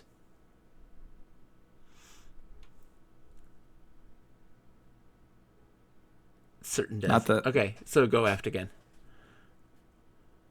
Absolutely sure? Yes. I could tell you don't want to, really. You stride away with the spring in your step, wisely leaving the drive chamber safely behind you. Telegrams arrive from well-wishers in all corners of the galaxy congratulating you on your prudence and wisdom, cheering you up immensely. Aft. 1 second. Aft. What? You're joking, of course. Can I ask you to reconsider? No. Aft. Engine room. You're in the infinite improbability drive chamber. Nothing happens. There's nothing to see. Look. Was a bit tricky for my 10-year-old self, even with the hint book. Oh, I did, and I have a fond and frustrating memories of it over 30 years later. Look again. I mean, there's nothing to see. Okay. There are a few things to see here. This is the room that houses the powerful infinite improbability generator that drives the heart of gold. An exit lies forward here. By the way, we have a score of 80 now. Yeah. Sitting in the corner is a spare portable improbability generator. There's an ionic diffusion rasp here, a pair of hypersonic pliers. Footnote 10. Consult guide about foothold 10. Footnote 10.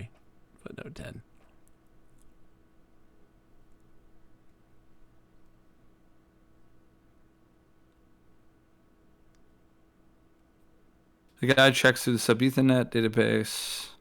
That is one of the great unanswered questions. For a list of others, consult the guide. Hold on. I'm not sure if I did it the right way. Guide, comma, footnote 10.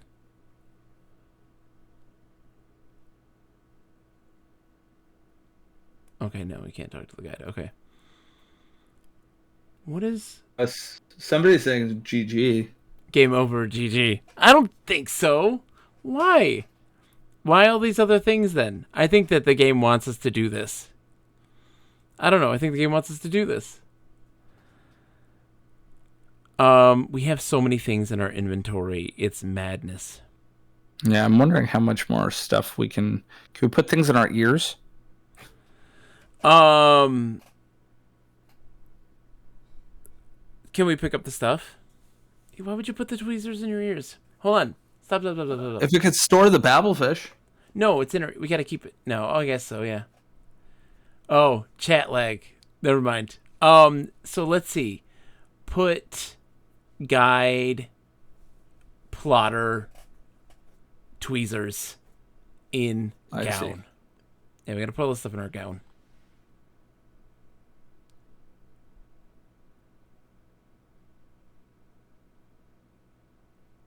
Okay, there's no room for the other ones. Well, you know, Okay. what the hell? Okay, it's just... Marvin's in here. Hey, Marvin. Get rasp and pliers.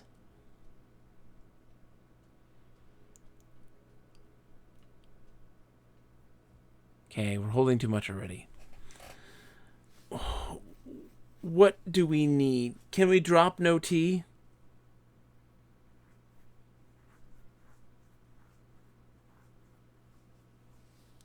Like...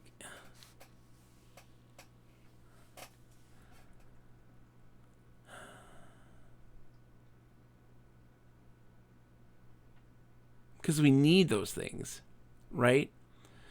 Drop fluff.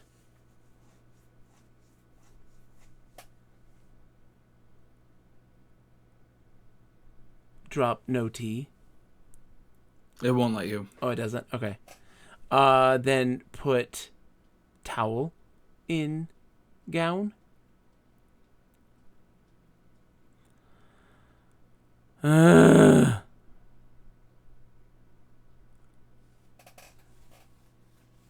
Ah, that's funny. Oh, there you go. So that tells us that we absolutely do need to put that on our head. Do you want an inventory management spoiler that make your life easy? Yes, Hash. You spoil me with the inventory management spoiler. Spoil me with the internet. The internet. Exactly. Treat me like a good boy with the internet. I guess we could have taken the satchel and put stuff in it. Is that what you're gonna get at? Mm-hmm. Or not the satchel. abandoned The bag. Oh, The the thing your thing aunt gave that- you has two wonderful properties. Open thing.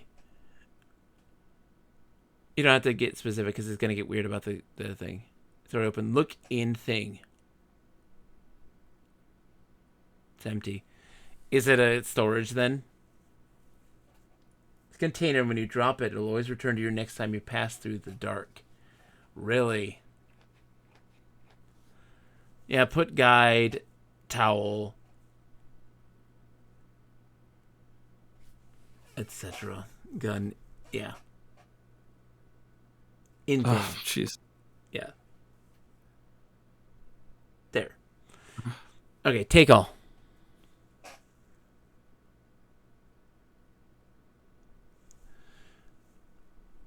Okay. Oh, it took the fluff. Drop the fluff. 1 second.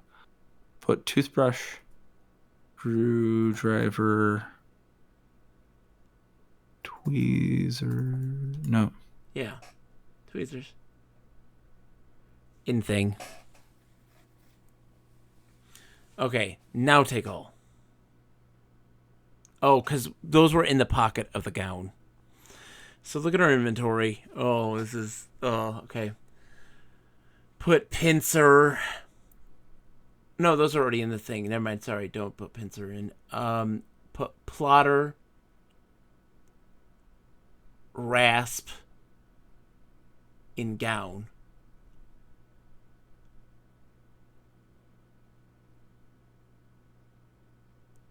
There's no room. Okay. Drop fluff. Get all. Well, but then we'll get the fluff. Oh, sorry. Get pliers. Is that the last thing? Okay, so we have to actually like drop the thing. I'm putting the Yeah. tools and stuff you find in it. Yeah, but like we can't carry anything with us because inventory management.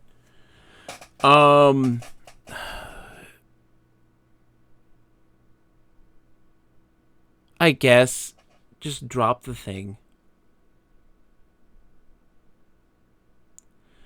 Put pliers in thing. We can have the pliers now because we don't have the thing. Yeah, but we don't know if we need the pliers yet. I don't think the thing is like the inflatable boat in Zork. I think the weight is still The an weight's issue. still the same, yeah. But like we put stuff in it and we might need that stuff. So like what do we need? Yeah. That's the question. But anyway, sorry. What about the generator?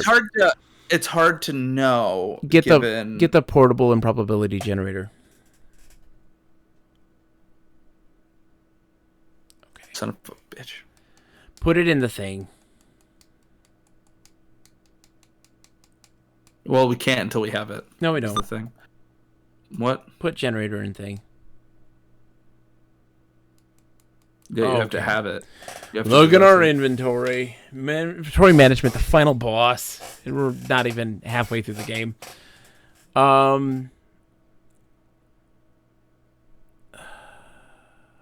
Put signal device in thing. How's it going? This rhymes with orange.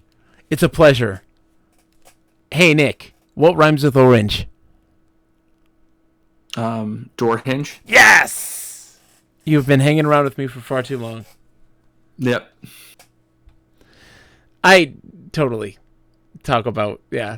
Man, I sure could use an orange door hinge. Yes! I am Murray. Fear me. Mwah. Oh my god. There we are. It's done. We're in the Sporange? thing now. That was, hold on, see small. That is in a kid's book. That is Nothing Rhymes with Orange, or something like that. It's about a poor orange that every fruit and vegetable. It's the sac and a fungus that holds spores. Is it really? There's a children's book that's about an orange and everything's being rhymed with all of these fruits and vegetables, and he's left alone. And they say sporange. It's like a clarion call. Indeed. You know the true people who win.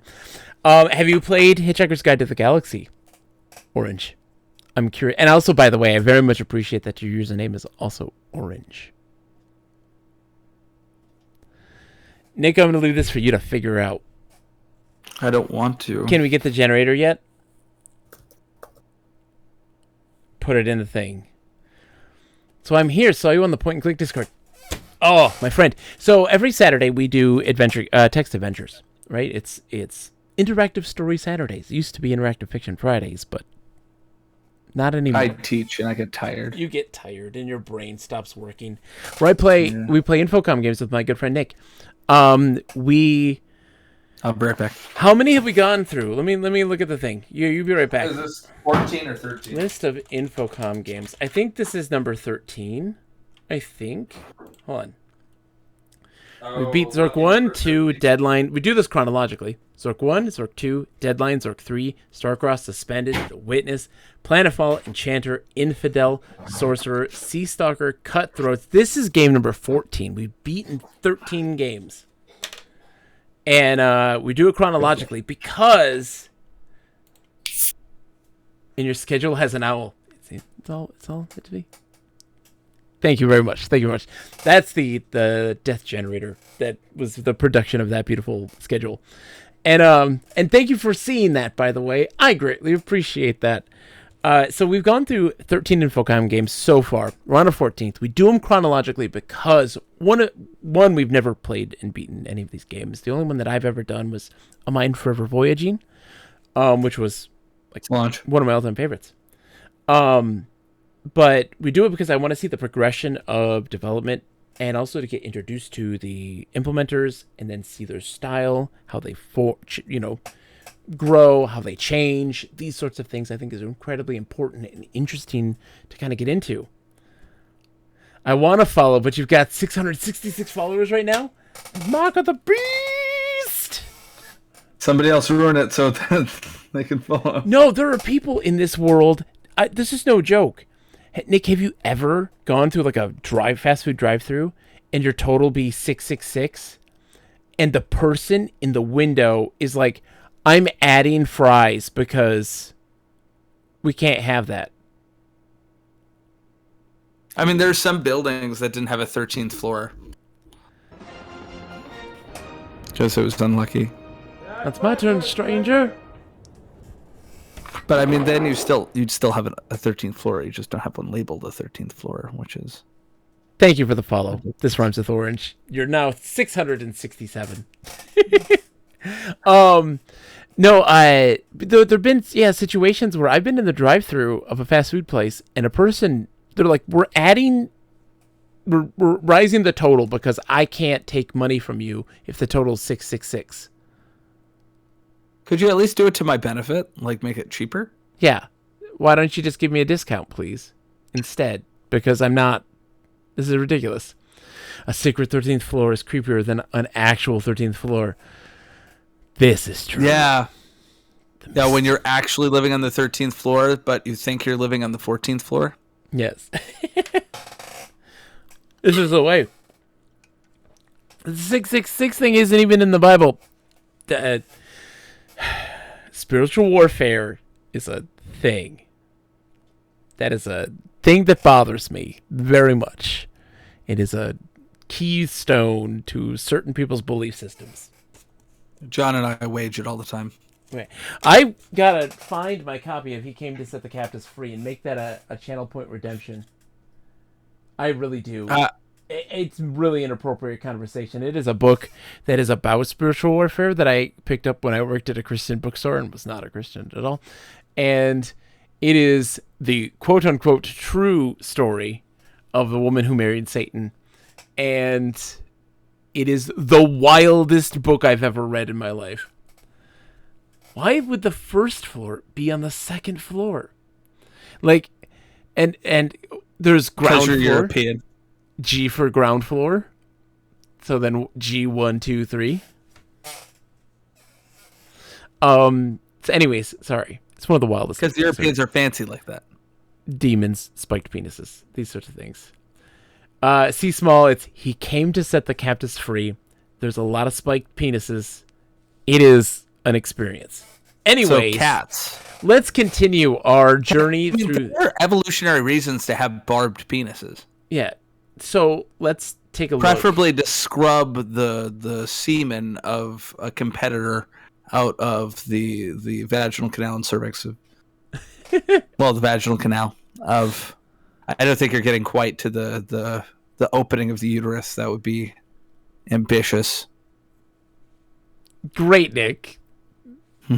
That's a Nick fact. I think you gave somebody some free Nick facts Cats. Sorry, yeah. Cats, yeah. Oh, yeah, cats. Okay, Nick. Let's see. Do you think we need the tea? Did you play that whole... We can't get rid of it. No, the actual tea. Did we get the tea? The fake tea? Do you think we need the fake tea? I think that's a bit. I think that's just a bit. Because that's the thing he does in the book. In the book, he is constantly trying to get tea. And this machine is supposed to be this magical machine that can make anything according to someone's taste. But every time he drinks the tea, it's rubbish. Piggies with the corkscrew penises? Ducks with the corkscrew penises? Lots of corkscrew penises. Yeah, ducks have the corkscrewed penis. Nick facts. Yep. And then we have what's interesting is that there's actually evolutionary pressures on the part of the females who want to be more selective in their mates. So they had to do the anti-corkscrew vaginas. Yeah, they'll have they'll screw the wrong way. They'll have like fake pockets. Like they'll have like dead ends. Yes. For the penis stand up in. Yes. Yeah. Text adventures, everybody. I mean, text adventures have twisty little passages. Pigs have corkscrew tails, not corkscrew penises. Ducks have twisty little passages, all seemingly alike. Yeah. Twisty little vaginas, all seemingly alike. That is not. And the duck penis is just navigating through, trying to get out. Oh my god. Trying to get to the motherland. Zebras have smart vaginas. See? Zebras have smart vaginas too, Nick. Llamas can abort their young when the conditions are not proper. Yep. Yeah. There's another organism that can do that. The more as you well. know. See, Small has learned so much tonight. It's just every time you have Nick. Every time you have Nick on stream, you learn so much. He is a wellspring of information. Mascot 16, is that a response to the llama comment? No. Nick is a teacher. This is true. He is a high school teacher that teaches. What do you teach again, Nick? Biology. Biology. Well, then there we go. I teach high school biology. Not that I've ever talked about duck penises. You know, I think you need to, I guess. If you're going to really get the kids engaged in the learning, I think you need to include more animal penises. Yeah, no, I think next year in my evolution section, it's all going to be about the evolutionary pressures that encourage the evolution of duck penises. I mean, genitals are actually really fascinating, like structure from an evolutionary perspective. Yes, please tell me more.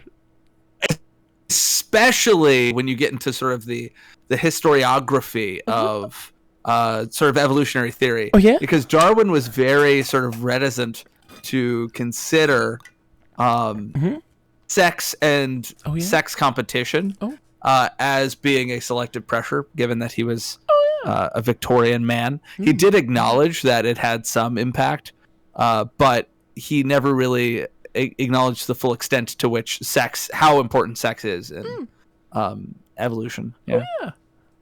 Mm-hmm. Oh, yeah. That's fantastic. I love...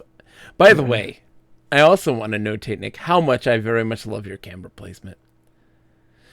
Nick teaches biology, but is an archaeologist. Yes. Kunononi wants to know more about that. That's a long story, Kunononi. He wants a Nick fact. Let's hear it. Why do we need to play text adventure games on Saturdays? No, this is just let's learn about Nick. So, when I moved to Philadelphia, I was without a job. And I am actually going on an archaeological dig this summer. So I'm still doing that, and will be applying to PhDs in the fall. But in the meantime, and sort of a weird transition in my life, looking for work to pay bills, I applied to be a sub, and I said that I wanted, to teach history or something like that. But they noticed on my resume that it said botanist, because I'm an archaeobotanist. So they gave me a long-term teaching gig for a woman who's on maternity leave, doing biology. And I did that, She didn't give me any lesson plans, so I just looked up the state standards and then started teaching high school biology. December rolls around and my term is over, but the other biology teacher they had quit. Yes. So they were like, "Can you teach AP biology, and astronomy?" Do you get paid for yes. all of those? Do you get paid more for No. teaching? That doesn't make any lick of sense. Same, because it was I was paid per. I mean, as a sub, I was technically paid per day, but nominally I was paid per hour. So my hours didn't change. The class numbers, the number of lesson plans I needed to make changed. But those lesson plans I should be making on my preps, which, if you're a teacher, you know that how laughable that is. One, Like, it's good to see you, ATM Machine. I'm very happy to be back to streaming. I'm glad I'm feeling a lot better as well. Two, Matawi says, you're already more qualified than the AP bio teacher I had in high school, who was the golf coach. Let's unpack this for a second, Matawi, because what is it with all science teachers, physical science and biology teachers, always being the track coach, the golf coach, like always being the sports coach? Why is it always that and not sports like medicine? shop? It doesn't make any sense. Why are they always the biology teacher? It Rhymes with Thorns says, it's actually how I ended up in the most random subjects as a substitute teacher myself, as a fresh graduate job hunting. Good times. Hash says, Nick, how about you expound on the additional duties as needed clause in teaching contracts? I mean, that's just the clause where that's how they get you. There's not much to expound. It is, you have 8 hours to do all the things that you're supposed to do. And if you don't get them done in 8 hours, you have to get them done outside of that time. There is not enough time in that 8 hours to do all the things you need to do. For example, I have 146 students. I only have to make one lesson plan a day, but I have to differentiate it for kids who are excelling, kids who are doing what I expect, and then kids who are doing worse. So in some ways, I'm still sort of making 3 lesson plans. Then on top of that, I have meetings. I have a meeting pretty much every day, including professional developments and things like that. And don't you have often, like the weird like after school like session thingies, like the rite of passages? Hours. Yeah. Oh yeah. So there's that. My school has some specific things that the students have to do that I have to be there for, which often run until 6 or 7. I'm also in the science department, and since we're a STEM school, a lot of the big events are all science events, which means I am responsible for helping make sure those happen. Yes. Which often happens after school hours. There were legitimately days that I left at like 8 o'clock. Like I left the school at 8 and then I got to school at 7. And it's just, I was living, breathing high school. Round of applause for Nick, everybody. It was not Nick, fun. everybody. Not fun at all. I'm hoping next year will be better because I have lesson plans, except for that I'm changing my curriculum entirely. So no. I guess that won't actually help me. No. Did I tell you what I was going to do? Yeah, RPG. Yeah, I'm gamifying my whole class. I'm going to gamify the whole thing. It's gonna go great with those 16 and 17-year-olds. I hope so. So they are actually very competitive. Yes. So giving them, like, I've almost had kids come near to blows over a Jeopardy game. So then adding this is going to go great. Yeah, I mean, they don't have, a lot of my students don't have this, they don't see the intrinsic value of learning. Yes. So you need to provide them an extrinsic reward to get them to want to learn, to then learn the intrinsic value of learning. Yes. You have to trick them into wanting to learn. Yes, this is true. This is very true. All right, shall we continue to play this game, Nick? Potentially. Okay. All right, so we got everything put into the thing. So we just got to know like what we need. Why? Why was your biology teacher also teaching Shakespearean English? Our anatomy and physiology teacher was also our Spanish teacher. He only taught Spanish 2 and Spanish 3. He didn't teach Spanish 1.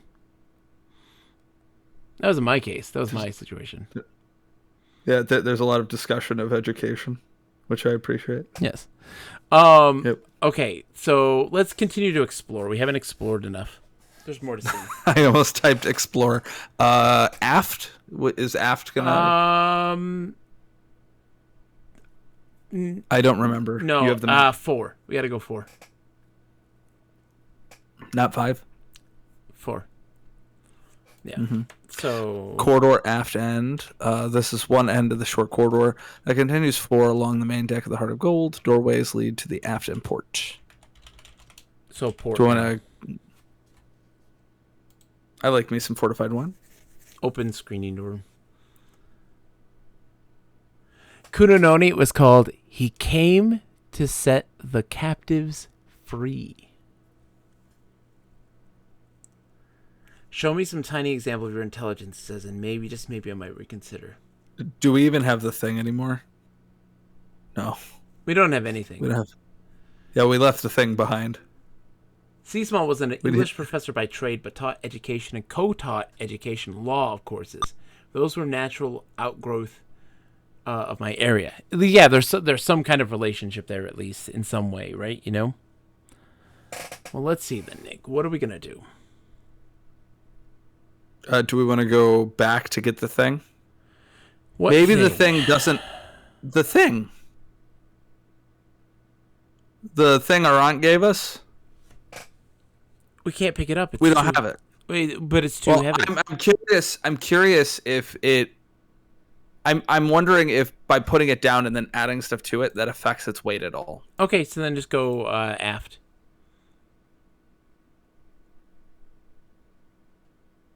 Where is it? Look at our inventory. Where is it?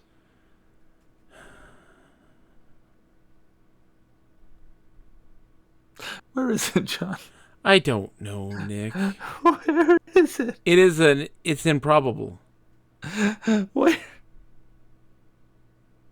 Oh no. It doesn't always stay where you put it.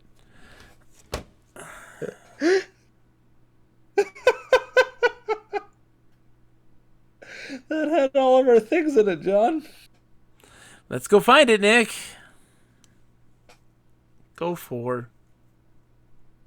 One moment. Just go 4. Just give me a minute. Just go 4. I need to. You need to deconstruct what just happened. Yeah, I need to cope. Oh, hey! Hey! It didn't go that far. It didn't go that far. Take thing. Ah, damn. Yeah. So we gotta go down. Let's just explore some. Okay. Mm-hmm. Go down. To an earlier round. Yeah, I'm just trying And to sugar. down We're going. in the underground. No, we're referencing different songs. Yes, we are. All right. So You know the song I'm referencing? I don't. Fallout Boy. Ah, yes, the Fallout Sugar, Boys. we're going down. The Fallout Boy. The Fallout Boys. Le Fallout Boy. They're like the Backstreet Boys, but in a post-apocalyptic setting. They're the Fallout Boys. Le garçon. Baguette fall down. Baguette fall down. Mm-hmm. I don't know how one says fall down in French. So go starboard. There was a time in my life I could read French. Yeah. But weirdly, fall down does not occur a lot in archaeological texts. I mean, it does sometimes. I'm sure, because that buildings entrance fall is down. so narrow that you probably couldn't pass by holding anything. Well, maybe one thing. Okay.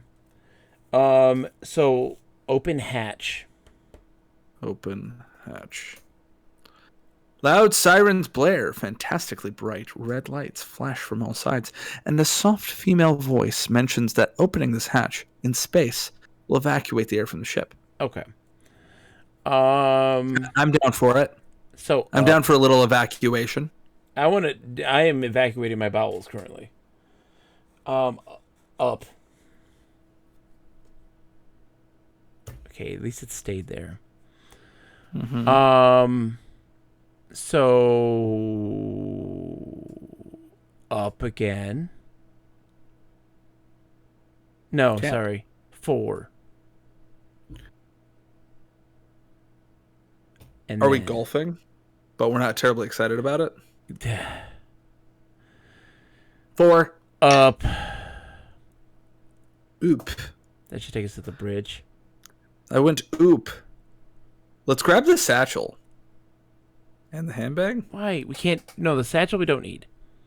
We don't need any of this. Well, no. My thought, at least maybe with the handbag, is that if we have the handbag, then we could take some things out of the thing And carry it. and carry Well, it. we can hold all of the stuff. We can. Is there a limitation to hands? Can we carry more weight with a bag than we could with our arms? Yeah, I guess grab the handbag. That's fine. Grab handbag. I want to look cute too. That's the other thing. What do you mean my load is too heavy? Inventory. What do I even have? What? What? I thought it said I couldn't take that. Somebody explain to me what happened. Somebody explain to me what just happened. It said it was too heavy. Did we not read all the text? Did something? I don't. It said your load is too heavy. I don't. Didn't it? Oh, who needs to pull back now, sir? I made my headphones pop a little. My poor ears. They're gonna bleed. Steven. Somebody explain this. Stephen Eric Moretsky. This is your Or is that mother. who we're? This is your mother speaking. What are you doing? Is that who we're laying this at his feet? Stephen, what are you doing? Are you sure it's not Mr. Adams, son of John Quincy Adams? Yes, Douglas Adams is the son of John Quincy Adams. Yeah, he ran for president once, you know. Yeah. Despite, I'm pretty sure, being British. Yes. Yeah. No, he's not. He's German. This humor is clearly German humor. Mm-hmm. Not British humor.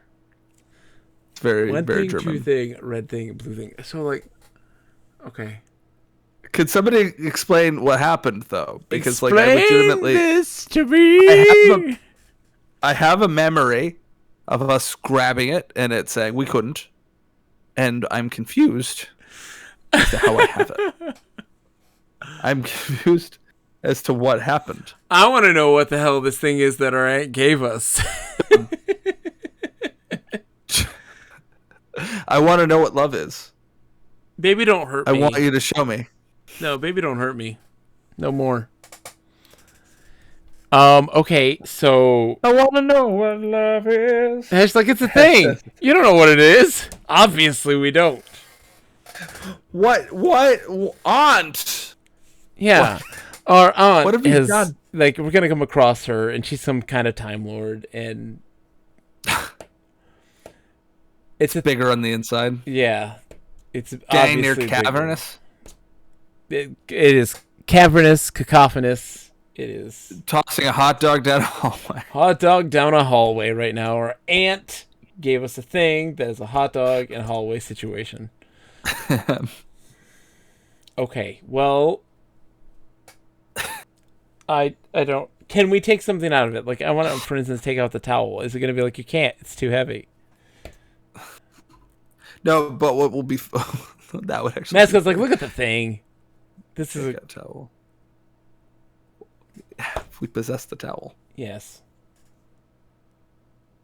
Just hold on. Just wait. Look at the thing. Mascot's got a great idea. Let's look at the thing. Look at thing. Look at thing. Apart from a label on the bottom saying made in Ibiza, Ibiza. it furnishes Ibiza. It furnishes you with no clue as to its purpose. if indeed it has one. We were surprised to see it because you thought you'd thrown it away. Like most gifts from your aunt, you've been trying to get rid of it for years. So it just kind of pops up. You thought you'd thrown it away. It comes back. Okay. Okay. We need to show our intelligence. So I need to hold on. I've been wondering if the hold on. guide. Consult guide about hypersonic pliers.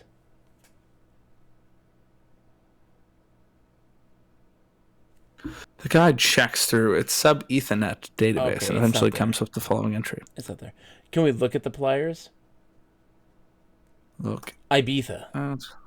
It's Ibiza. Yes. It looks like every other pair of hypersonic pliers you've seen. You know, the hypersonic pliers that we have all seen in our life. Okay. Well, yeah, it looks exactly like the only one I've seen. Yes. Because it is. Let's The only never one I've seen. describe these things, their functions, etc., etc., etc. Okay. So Yeah, I'm just that gonna breathe. Infocom is sometimes guilty of that. Well, this is them being cheeky, but then that's like, is this important then? That is the one thing I'm really struggling with here is that I have a lot of keys, and I haven't the slightest idea what doors they go in, Yeah. or if they're keys. Okay. So I have a lot of things that I don't even know if they're keys, but I assume they are. Okay. Am I ever going to use that gun? I don't know. No, we're gonna use Maybe the gun because of the beast Because of Trog. I've said so. Yes. No. There's a separate gun. What's a separate gun? I'm pretty sure they're separate guns. We only have one gun right now. We have. Strange gun. Okay. What does the hyperwave pincer do? Great question. It probably looks like every other hyperwave pincer you've ever seen. Yeah, let's go to that door. Let's go to the door. That's the only puzzle I see. Mascot says that they heard that the hypersonic pliers are faster than the subsonic pliers. You might be correct there, but we'll have to see when we actually use it. You know, at that point. Also, like, What about the hypo? I'm just flustered. I'm flustered, Nick. I'm flustered again. We're hitting a sorcerer situation again. We trust the game. Right? The thing that I've been struggling with Moretsky games since Sorcerer, Yeah, is that sorcerer in this. So yes. Yeah. Is all of the other games do a pretty good job of highlighting the challenges. Yeah. Like, for the most part, it's clear what is a thing you're meant to interact with. I think often with Moretsky, because he's going in part for immersion, Yeah. that can get muddled. That's not the. I don't think he's going for immersion here, though. Not like he was with Planetfall, which did a great job of creating that. He wasn't going for immersion. He kind of was in Sorcerer. Hate this puzzle. Oh God! And so, like in Sorcerer, he's kind of in his own cheeky, dumb way, but it's all so disjointed. It's not immersive in the slightest. And here, it's just like there's an exit to the port, and you go port. Like, there's no exit there. It's like, well, what the? Go fore or aft, and then it's like, ha, you went aft. We lied about the exit to the port. Why? What are you doing? It's also confusing in that it's hard to tell what does and does not matter. Yeah. Have a good night, C Small. Thank you so much for coming in. I greatly appreciate it. Yeah. Thank you so much for stopping by. I don't think I would have ever considered the junk mail a thing that mattered. It keyed me off because junk mail. the words then said you need more junk for it to get. And it's like, okay, well, then the junk... there's also like an amount of distance between those two things, and it felt discreet.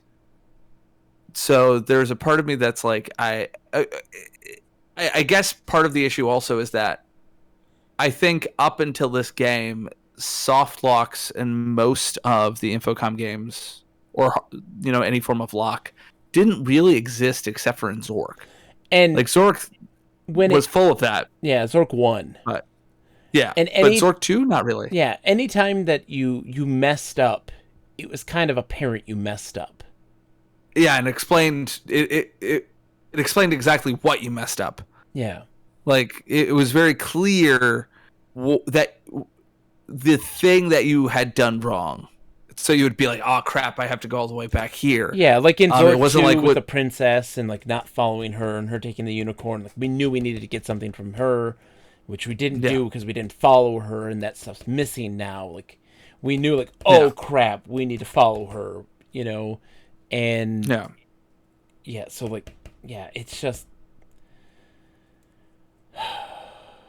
One of the things I'm actually having a hard time parsing is to what extent our confusion is legitimate. I mean, it is legitimate, but it's how much of it is that we've gotten used to a certain style of Infocom game and they just aren't that anymore. And now we're like we're stumbling over that to the change to a more linear narrative, like a guided narrative experience. That may be true. I'm really curious when we get into the further other games if that's going to be the case or not. But here's the thing: is that, like, so far our puzzles, right? What we have identified is one. There's a door that says you have to prove your intelligence.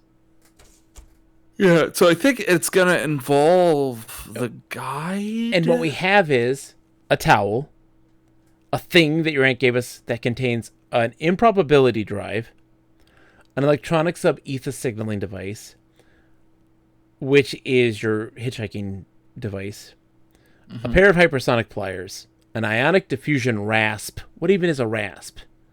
A pair of tweezers, a flathead screwdriver, a toothbrush, a molecular hyperwave pincer, a strange gun that we're going to use against the bug bladder beast of Trog, the Hitchhiker's Guide, an atomic vector plotter, which we know we need to use somehow with the device, a gown, and a babblefish in our ear. And it's like, we know what the babblefish does. We know what the plotter is for a drive. I'm super sad that we couldn't use our ear to store something. And also, they're like, hey, let's tell you about our goal. Follow us to the port, to the sauna. And like, let's go there. And it's like, you spend some time in the sauna and come out feeling refreshed. Well, because they're not there. That's where they are. Because but the improbability drive is moving them around. So they aren't there when we go in there. I think that's what's happening. Like when the thing wasn't in the room anymore. No, the thing's not in the room anymore because it always kind of comes back to you. That was like in its description. Well, we didn't have it in the inventory at that point. Yeah. I don't know. So let's go back to the door. How do I get to the door? So we go down. Down. Aft. Aft.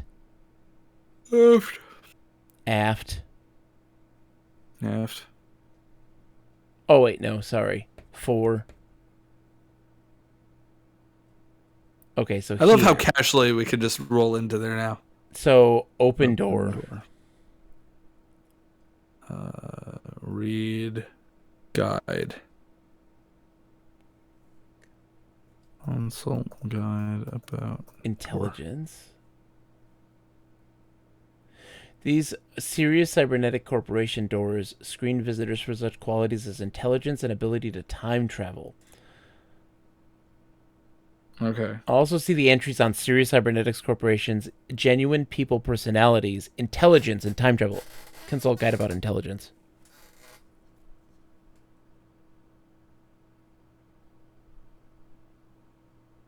You spelled intelligence wrong.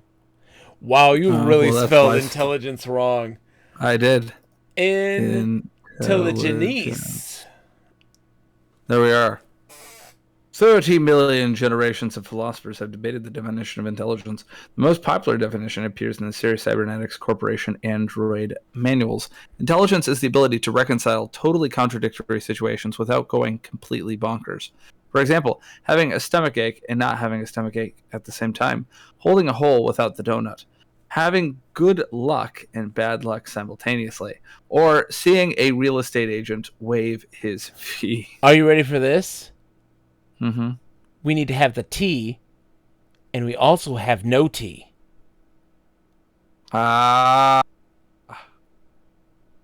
good. Do you want to go get it? Is that what it is, Hesh? Is that seriously what it is? Yeah, so we gotta go 4.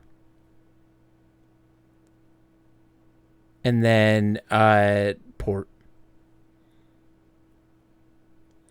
Okay, touch panel. Hold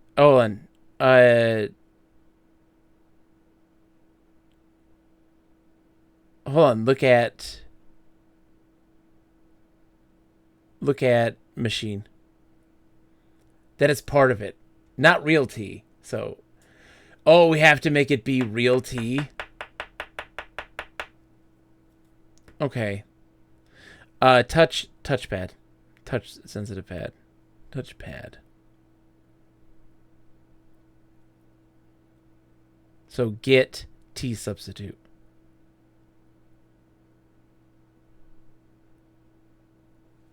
That's right. I hate this. I hate this. We normally don't hate inventory management. But because the way the game whisks you away, Okay. just drop the thing. I did. I took the T. Okay. So we gotta go starboard.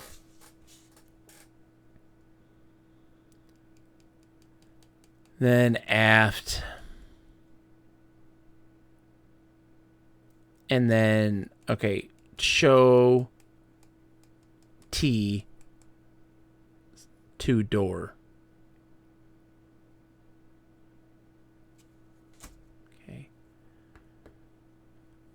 So, Kuno, what leads me to figure that out is that to have a stomach ache and to not have a stomach ache. Mm-hmm. In our inventory, we have no tea, and there's a machine that dispenses tea. So we now have tea and no tea. Anyone can have no tea. And then... Mix them. No, it doesn't work that way. Okay.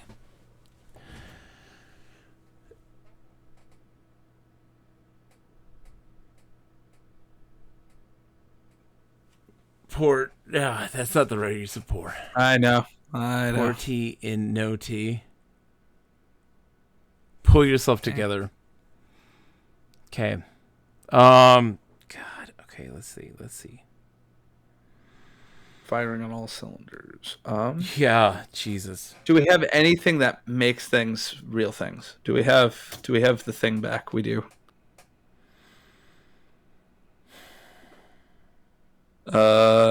Maybe the flathead screwdriver can fix it.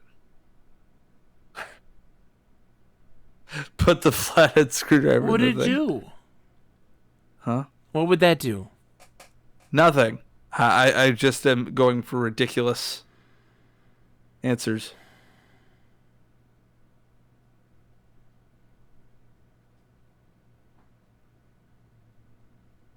Oh, ionic diffusion rasp? What does the rasp do? I don't know. What are we putting it in? Elsie, you spelled it wrong. What it is? Why?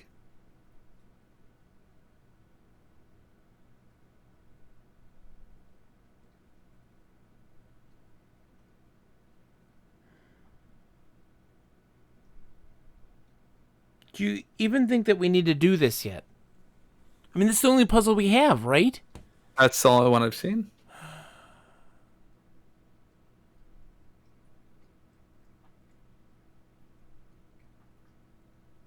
There's the circuit board. Yeah. Do we have to then fix Fix it? that? It's not the only puzzle you Yeah. have.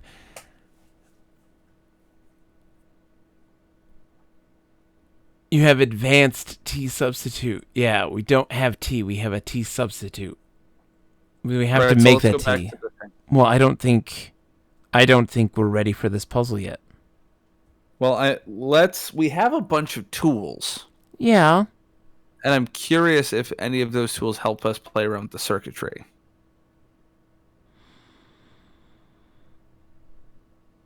Because we have a bunch of tools, and I have no idea what to do with them. Let's look at the dip switches then.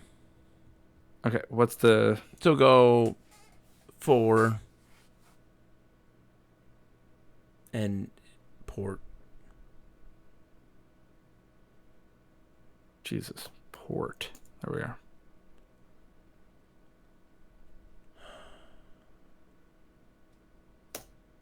Okay, it's circuit board. Cholesterol, so that will matter. The So- MSG specifier, that will matter. We got to look at this. Time and We got to stack. look at dip switch 1, you know? Like I want to see if that's on or off. Like what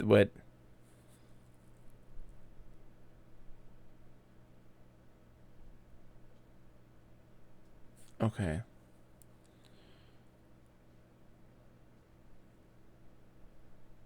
I don't know. I don't know. Hold on. There might be a room. I think I missed a room in our description. Can you go starboard, please, real quick?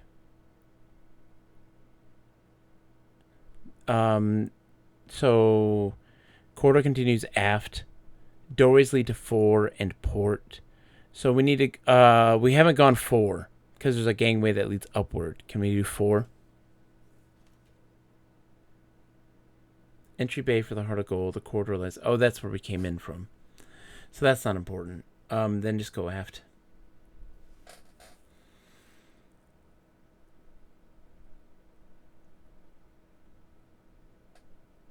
Do you want to see if we can? Let's go. I wanna see- Hold on. Let's go up. Let's go up. I want to go. Yeah, go up. Save here.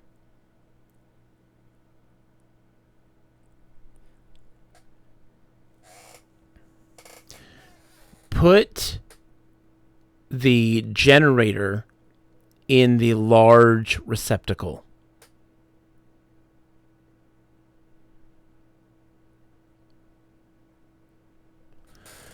Look at spare improbability drive. Look at generator. Whatever. I spelled it wrong. Which part? Improbability. I see.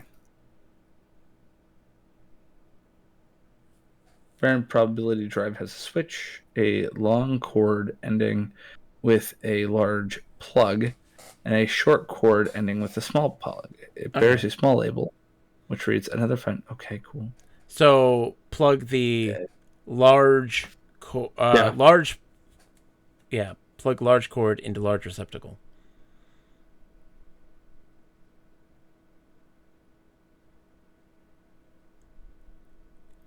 Plugged Eddie the shipboard computer. Hey, John. Excellent.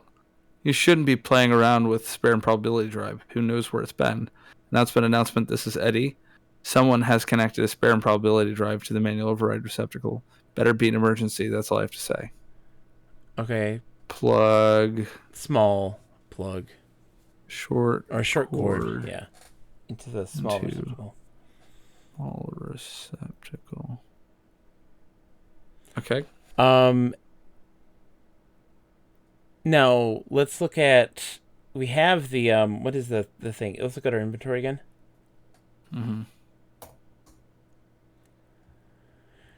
Let's look at the atomic vector plotter.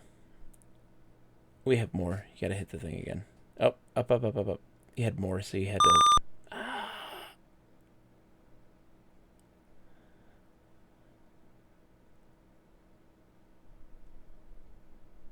The atomic vector plotter has a small receptacle and a long dangly bit. The short cord from the spare improbability drive is plugged into the receptacle. It bears a small label. Yep. A long dangly bit. Did it unplug it? The small receptacles from the plotter. That's what that is. The large receptacles in the computer, the small ones on the plotter. And so now we can activate the generator. So he should be free to talk because doesn't have to do stuff now. Yeah. That's true. Hello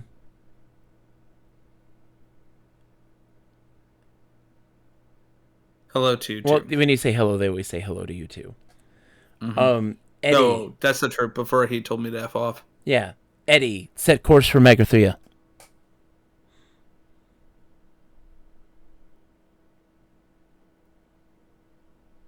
Oops.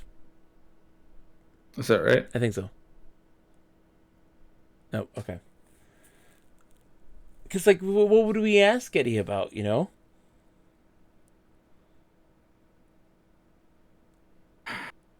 Eddie, open door? No, that's not the T and the not T, because that's the intelligence part.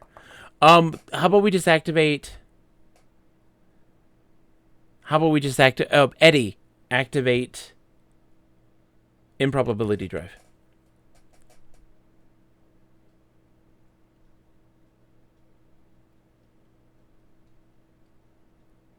Sorry, current course for the legendary lost planet of Magrathea can be countermanded only by Zaphod Beeblebrox. Ooh, ask Eddie about T? Sure. Eddie. Okay, I guess you can say ask Eddie about T, right? That's, yeah, because the other thing's about commands. You're talking complete nonsense. Pull yourself together.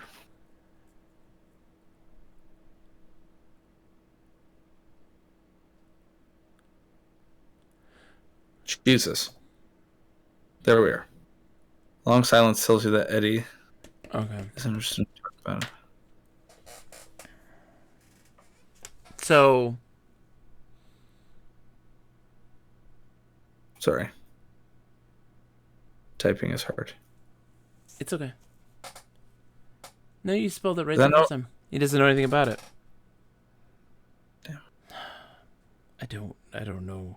So we got that thing in there. I think we just got to activate it, right? I think that's the next thing that we need to do. But I don't even really know if... Okay. What are we activating?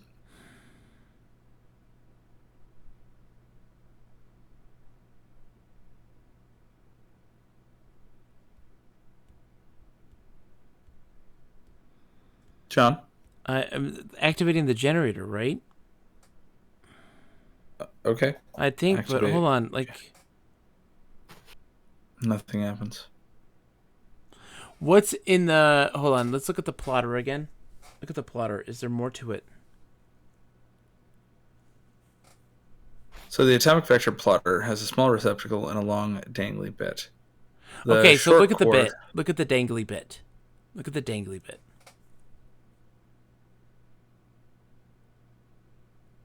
You see nothing special along the dangly bit. So, do you think then... Because that's a thing, right? So, like, right now we have an improbability drive.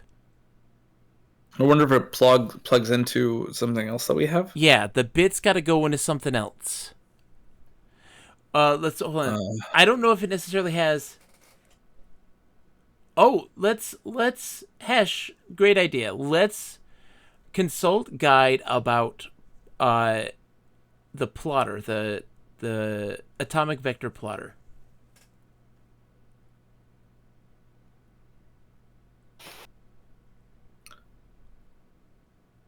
Okay, consult guide about improbability physics.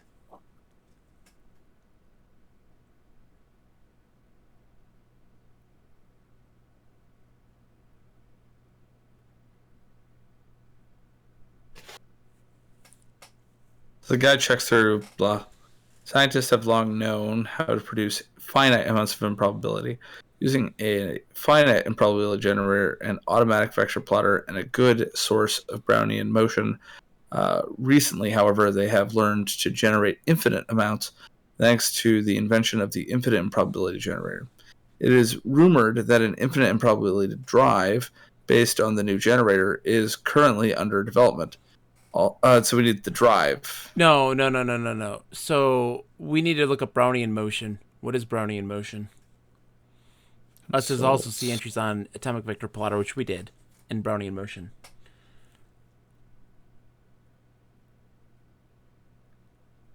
The best randomness generator is simple Brownian motion. Any hot gas or liquid is Put the bit in the source. T. So we need a hot liquid. No, put put the bit in the T, and that's gonna power the drive. Put bit in T. Hold on. Plug bit or T substitute. Yeah. Done. Okay.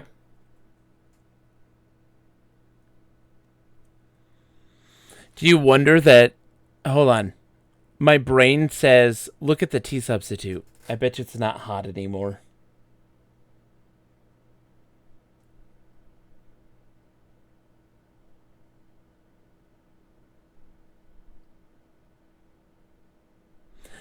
About the only characteristic it shares with T is that of Brownian motion. Okay. What happened to cheering? I want to cheer, but it's bringing up some other thing. Huh? I have not deactivated cheering. Okay, now say computer activate drive. What? What the heck? That is very different. That's new. That's like brand spanking new, and that didn't even set off the because what's crazy, Hash, is that earlier in the stream cheers were working just fine, and the notifications for it were working just fine. Well, thank you for the bits. Thank you for the cheer, the $5 cheer. I don't know how that's gonna work. I'm part of an experiment. It's new, as in like it dropped in the middle of the stream. At some point, yeah. Now they want my feedback on the experience? What experience? It was a confusion. It was confusion I was in a confused. state of Brownian motion. Mm-hmm. Okay. I woke up in a state of Brownian motion. So we've got this drive going, but now what do we do with the drive? Like, what do we do with this? Ask Eddie about drive.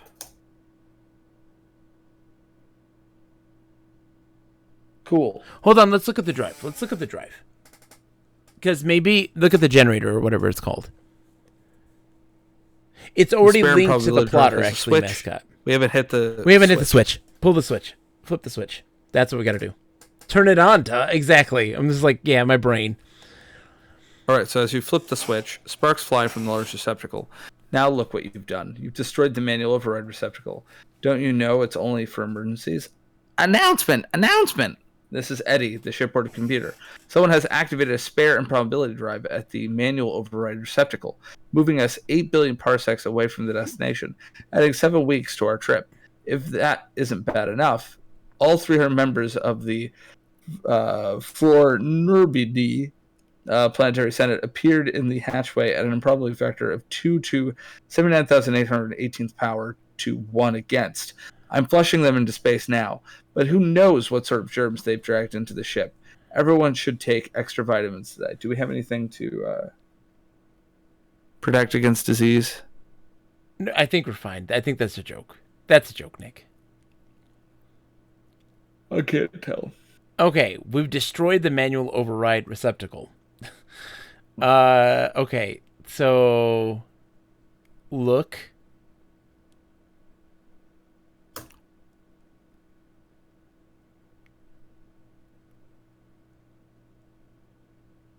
Cool. Okay.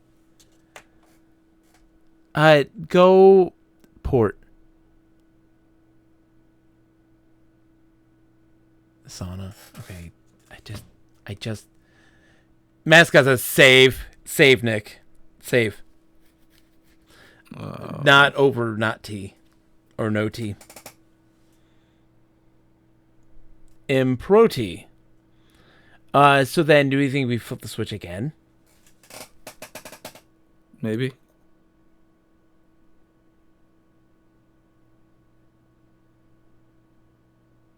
What? You're disoriented. The blackness swims towards you like a shoal of eels who've just seen something that eels like a lot. What do you... Okay, we're in the dark again. Look. John, I may have to go to bed a little earlier today because I have to pick up my friend from the airport in the morning. Let's wake up at least. Yeah. Look. Okay, can't hear anything. Can't hear anything, see anything, smell anything, feel anything, or taste anything. Okay, we gotta wait. Okay, hear, smell, taste, see, feel. Okay, keep going. Can't hear, see, smell, feel, taste. Yeah, it just keeps. Just wait. You can hear, smell, taste, feel nothing. So we can see. Now look. Look at nothing or whatever. There's nothing you can taste, nothing you can hear, nothing you can feel, nothing you can smell. Look at darkness. No. You see a painfully bright light that stabs into the front of your eyes. You got to look at the darkness again. Okay, look at light. There it is. Okay. The light resolves itself into the bright yellow sun of Earth. You are hurrying up a country lane. The sky is light and clear, but you keep glancing at it with apprehension because you know that it will shortly be torn apart by Vogon ships and that the hills and trees around you will just burn up and blow away. And you hope there's time for a quick drink beforehand. You want to hitch a ride aboard the Vogon fleet, but are anxious because it's so long since you were through a matter transference beam. Country Lane. The road runs from Arthur's home to the north. What? Okay,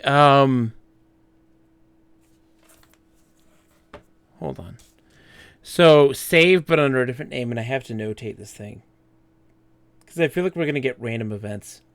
Improti. Okay. No. No, don't make them so similar. Earth. Just, yeah, Earth 2. There you go. Okay. Go north. Before you is the house of your friend, Arthur Dent, who is lying in front of a bulldozer. Forward. You have no idea why. Yeah. You have no idea about most things about Arthur, even why you regard him as a friend, but you do, and most therefore return his towel before you leave. Nearby stands an impatient man. Okay. I mean, we can save and end it here, Nick, if you need to get some sleep. Okay. I will probably run a run of Sewer Shark because I need to. I got to beat that game. Sewer Shark. Yeah, I got to do it for a podcast that I'll be on. What is Sewer Shark? Sewer Shark is a FMV on rails shooting game where you are dog meat and you are cleaning up the sewers in an attempt to find your way to Solar City. Against... Are you a character named Dogmeat, or are you Dogmeat? You are both.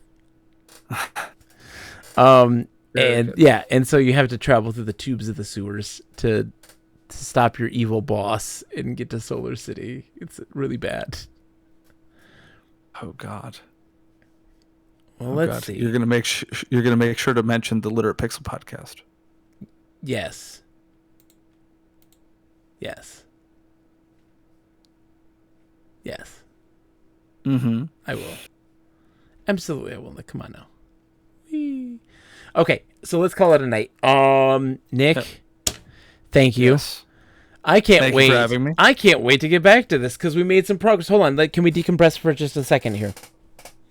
Our score went down. I think our score just fluctuates. That's just how it is. Can we take a second, Nick? Good. What did you Yeah. think of the puzzles that we just experienced? The improbability drive, that's fine. I think That's very, like, suspended-esque, but it's weird. So one of the things I'm struggling with is we haven't dealt with puzzles that sort of describe things in a... So, like, I don't know. It wasn't exactly clear to me that these two things were connected. the improbability drive and Yeah.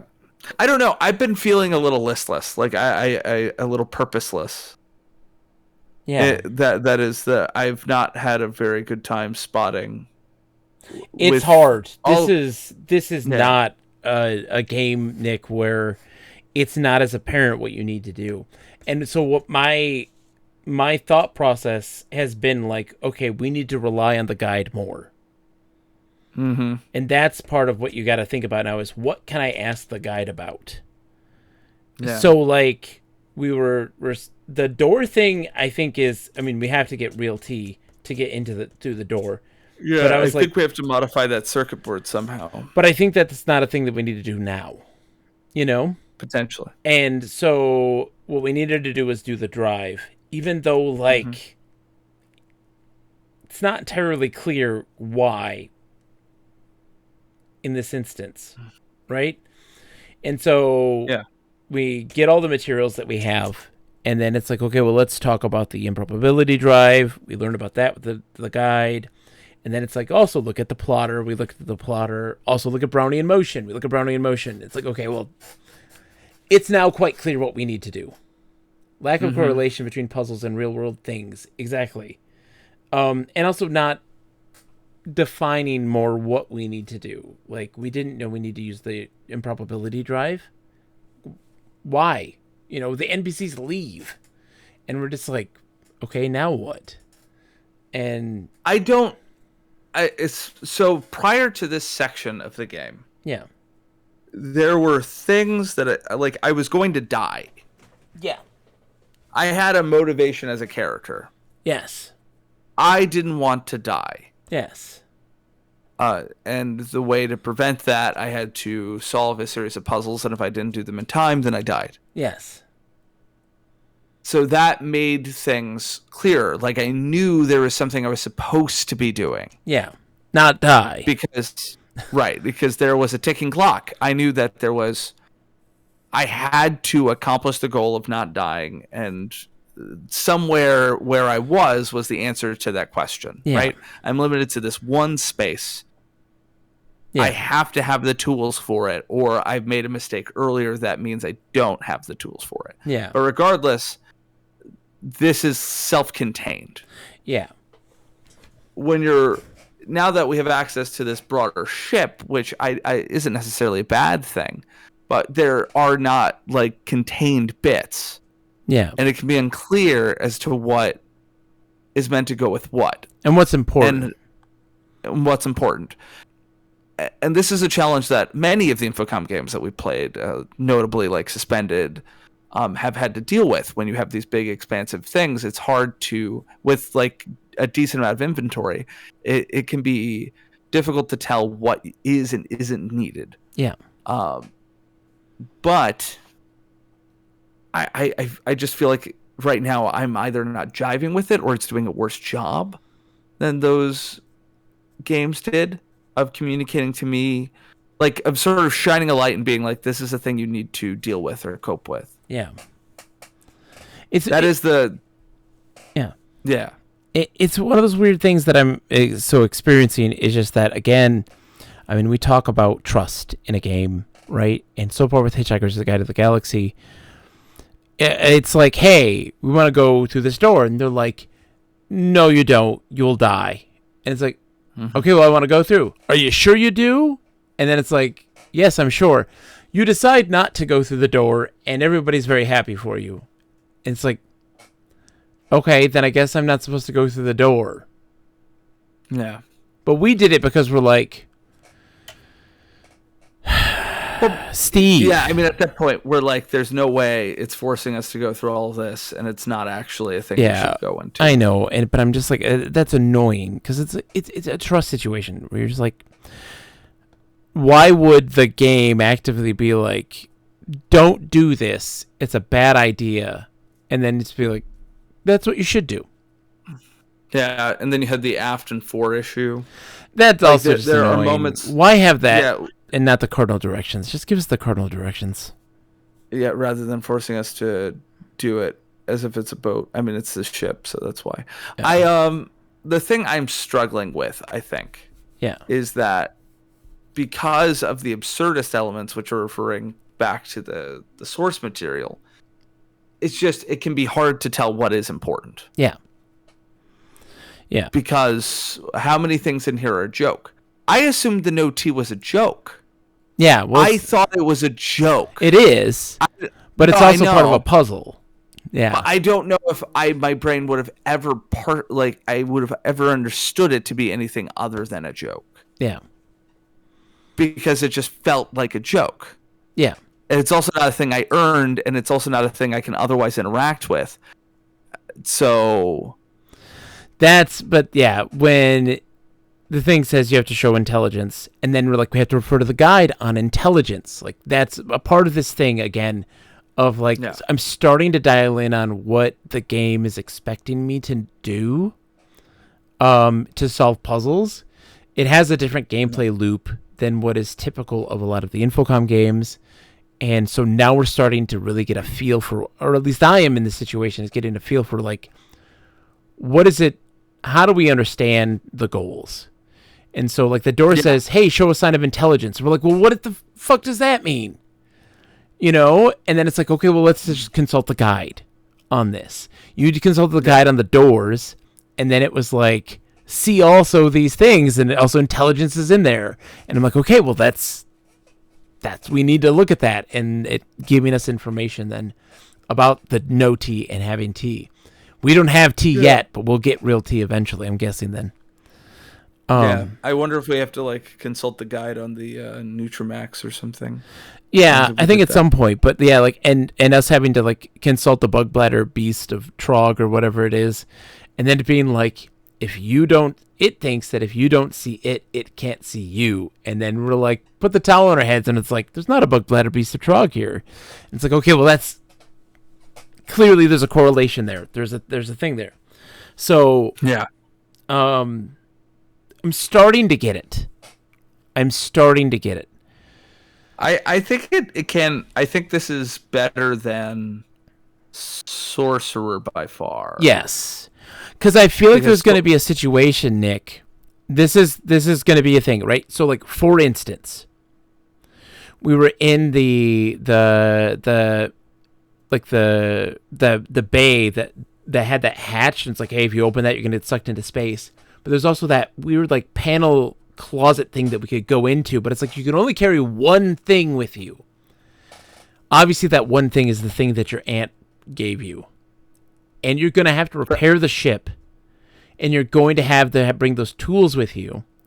And then it's going to be like you are faced with a microconverter astro shaft, and you're like, consult guide about microconverter astro shaft. And it's like, this is what it does. Do you want to know how to repair it? And consult guide about repairing microconverter astro shaft. And it's like, you need these tools to apply them to this thing. And like, I feel like that's where we're going. Fennel says hello. Hello, Fennel. Aww. Let me put them on full screen. Hello, little Fennel. Just quite the little evil demon. And so I feel like that's what the game is expecting of us now. And so I'm starting to dial in. It's a lot more coherent than Sorcerer was. Because Sorcerer was random. And I mean, there literally were random elements to it. And here we're not having those random elements. I think that it's dumb to be like us not getting the towel and then not realizing it until after the fact and be like, shit, we need the towel. And it's like, okay, well, why did you? But we won't need it for a while. So we wouldn't. Could you imagine the point where we get to the bug bladder beast of Trog, which is going to happen? It better. If it doesn't, Steve, I'm coming for you. If it doesn't happen, I'll be upset. If it does happen, it better happen soon. Because how annoying would it be if you get to like the end of the game, the final boss is going to be the bug bladder beast of Trog, and it's like that's the only time you need to use the towel. Yeah. And you've been holding on to all this other inventory just to deal with this thing. Yeah. Yeah. I feel like it's going to happen. All right, Nick, we'll get some sleep. Will do. Everyone say goodbye It was really to Nick. good. It was really good getting to do this with you, man. I love you, Nick. I miss you too. I love you too, buddy. I'll try. I promise I'm going to try to read the book. Try it. No, you promised to read the book, sir. I promise to read the book. Do or do not. There is no try. It's difficult for my tiny brain. It's good. I'll say. It's better than some of the things we've read. Okay. So we'll go to sleep, Nick. I'm going to play a round of Sewer Shark. All right. Have fun. Bye, Nick. Bye, John. Beep. He's gone. It's just us now. Shh. Enjoy. The King's Quest book, the floating castle in the sky, that thing. There's a King's Quest book, novelization, that is. I just haven't had time. Time has been a major issue for me. Let me pull up our white noise. Let me change the stream name. Bam. Bam. Bam. Sewer Shark. We're just one run. We're doing another one run. That's all. Bam. Bam. Bam. And now, let us begin. Boot the Sega CD. Oops. Load Sega CD image. Sewer Shark. Let me pull up the game. Bam. Bam. Bam. There we go. Okay, let's get this started. Let's get this party started. Turn it down. Because Sewer Shark is loud and annoying. Let's get a one run in for the night before we call it. And then we'll be back on Monday playing more City of Heroes. Oh, Sakura.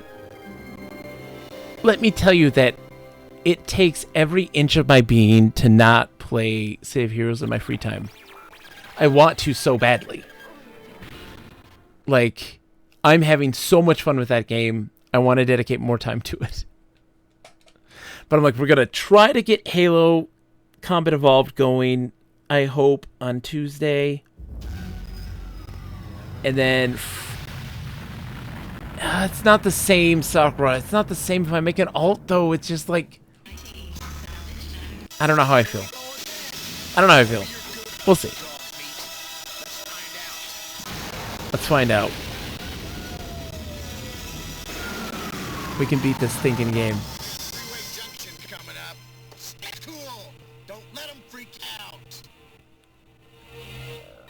Catfish the whole hog. Uh-oh. I'm Relegator bait! I have played Discworld and the second one. I have the second one on the PlayStation. And I haven't beat them or gotten very far in the middle, to be honest. Mascot. We'll see, though. Sorry, we gotta get this. Let's see. 6, 3, 12. We have to think about the passageways that are going to be showing up. The green arrows are passageways. We're looking for 6, 3, and 12. So 6. Next is 3. Looking for 3. And killing little rats as they pop up. 6, 3, 12. You have to remember these things. Oh, jeez.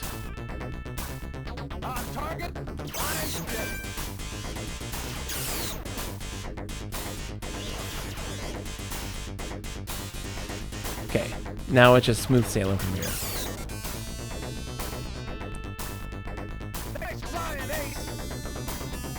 We're also looking for recharge stations to increase our energy. So this is a game about energy, like energy management.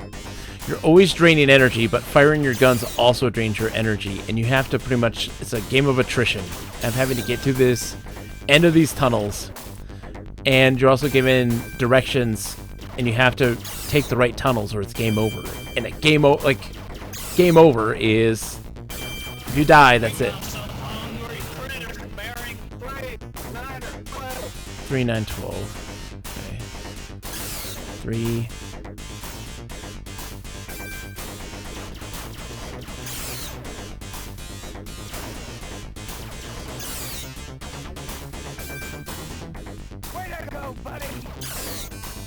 We're doing all right. That's 3. Looking for 9. That's us. That's our exit. Now we're looking for 12. This game... Oh, recharge. Recharge. Recharge. Thank you. Gives us some extra energy. Looking for 12.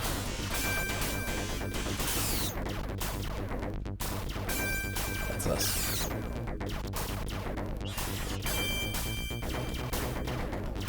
These bats are a pain in the butt.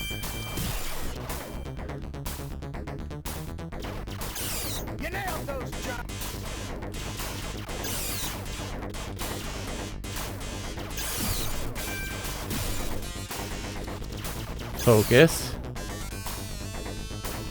Focus. The bats are so hard to deal with.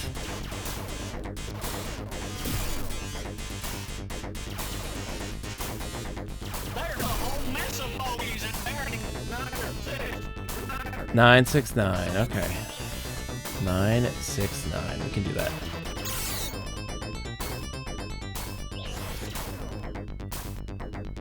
This is gonna be the run.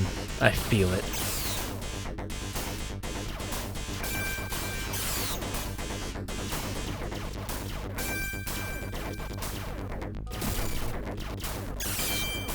Six. If you miss it, like that's it. It's game over. And that's so wild. This game is very unforgiving. So not only are we fighting these guys, we're also have to pay attention to the direction of things.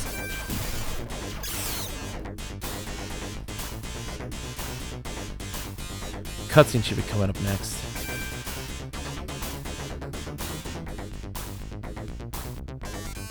Yeah.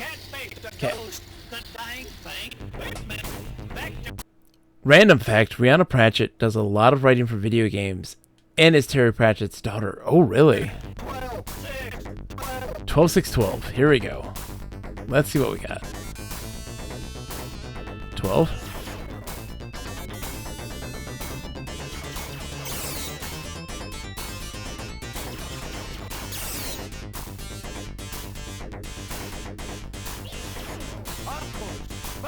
Six.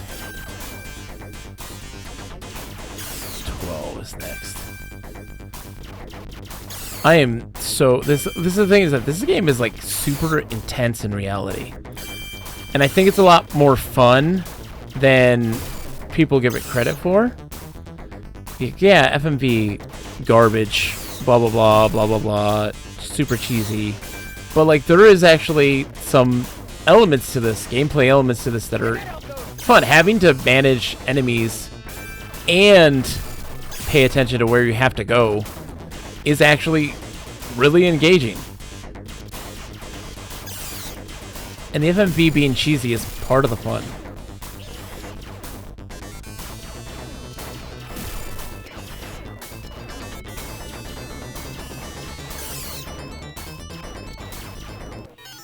There we go. There you go. Commissioner Steichler. No, that wasn't too bad, kid. You got a real Potential. That's it. Just remember, a clean sewer is a happy sewer. Don't listen to him. He wants you to blow it. You're barely making it, pal. Push the envelope back a little. Turn and burn. Turn and burn. Cheesy dialogue. Attention, sewer merch shop. We got a lovely assortment of monkeys pairing. 6, 3, 12. 6, 3, 12. We can do that. 6.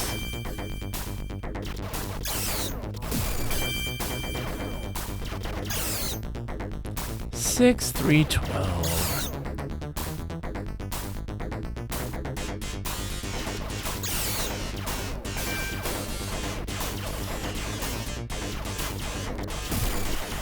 That's our stop. 12. Okay, we can do this. We can do this. 12. Ooh, I almost missed that too. Almost missed it. We can do this.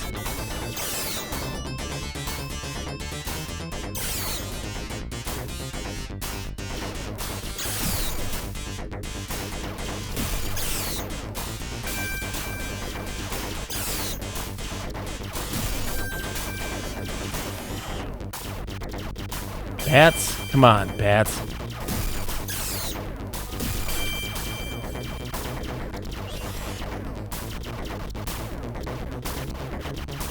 Oh my gosh, I'm failing the bats.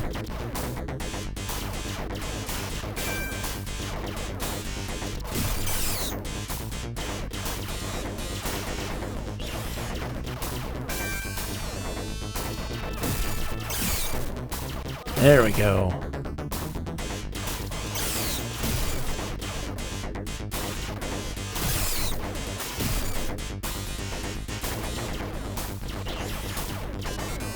I totally got that rat, dude.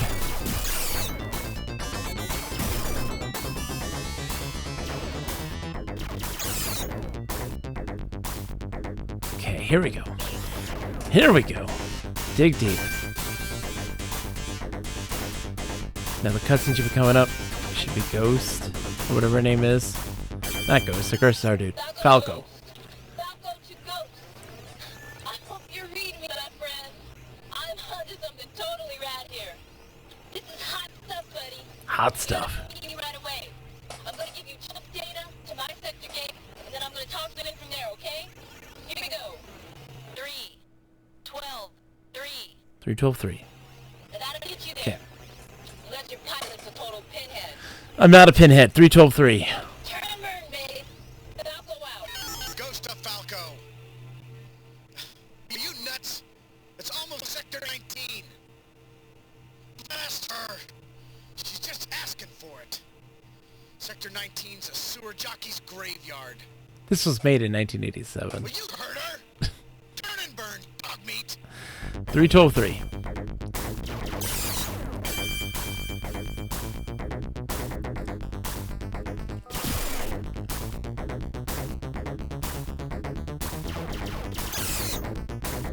Okay, we can do this.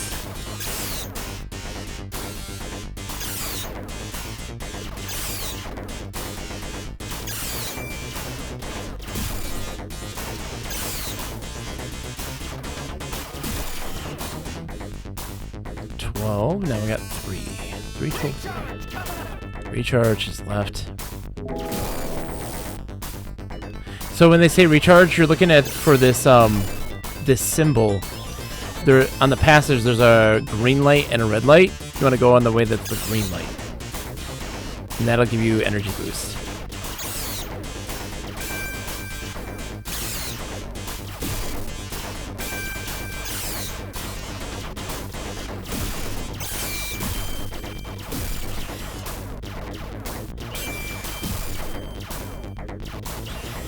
Gosh.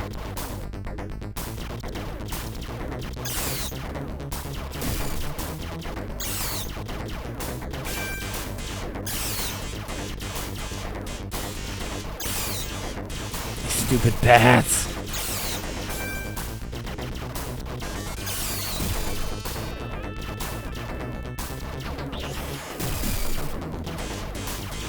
Coming in from Falco. Okay.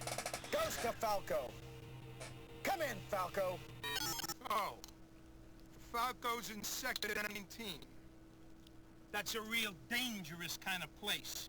That's why I made one of those, prohibition, Prohibited access discretionary control zones. what she said. What she said. In other words, stay out of Sector 19. Get off my ship-to-ship channel, Stentler.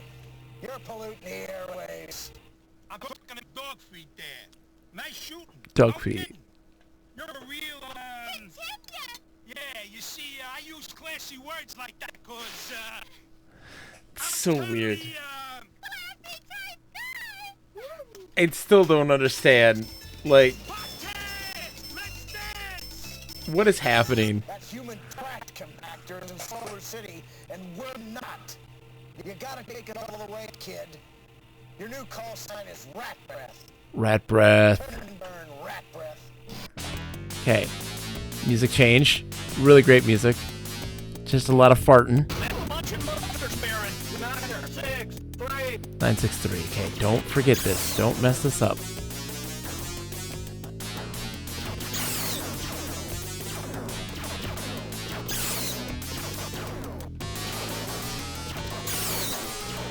Nine, 6, 3.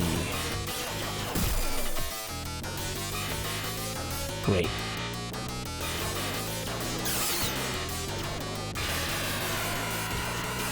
Now the critters are moving around the tube.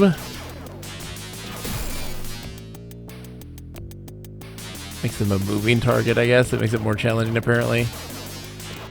Oh, stupid bats. Looking for 3. It's us.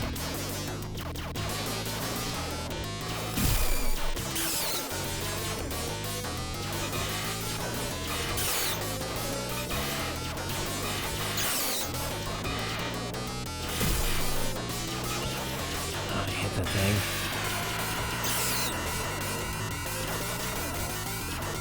Now we got ones that if we don't hit them, they suck the energy out of the ship, which is really bad. Those weird glowing scorpion thingies.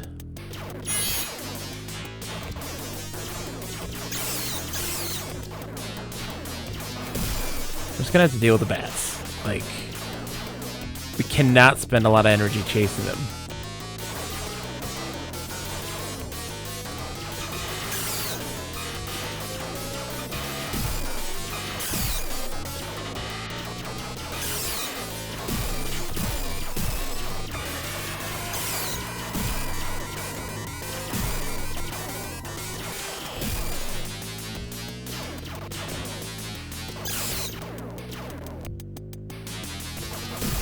Oh, that was nice. Got 2 in 1. Nice. Stupid bats, you're so annoying.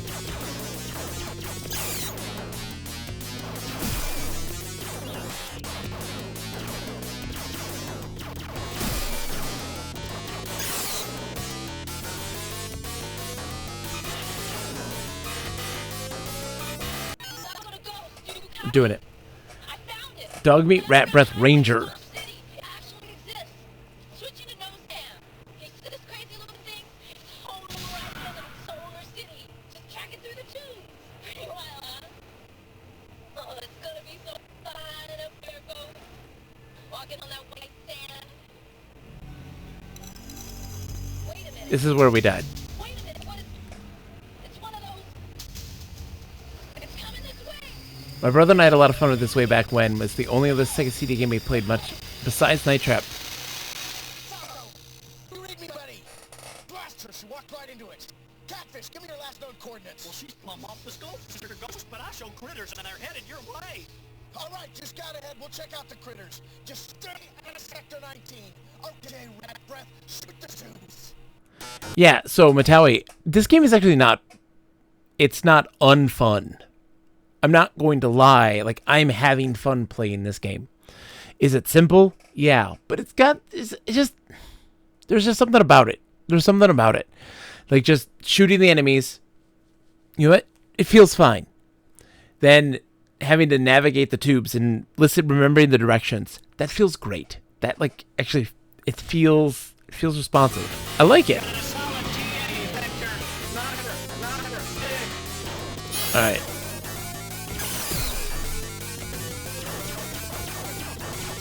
Hold on. Did he say 9 or 3? What did he say?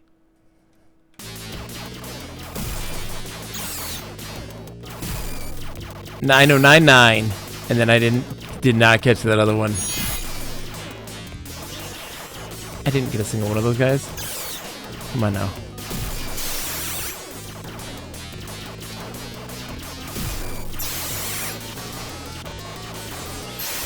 Oh my gosh, I hit the stinking things.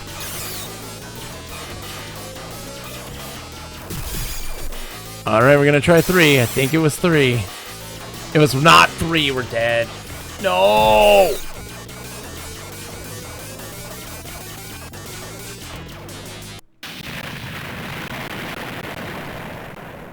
It was 12.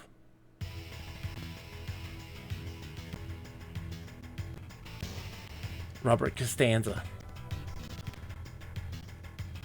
It's okay. We'll try one more time. Try one more time. We got this.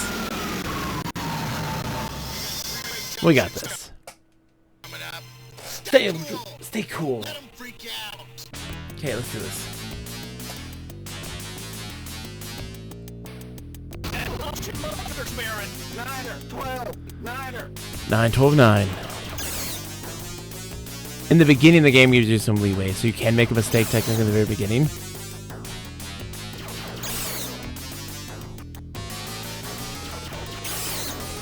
Nine, 12, 9. I'm also doing this very tired, which makes a lot of sense for me. Smart move on my part.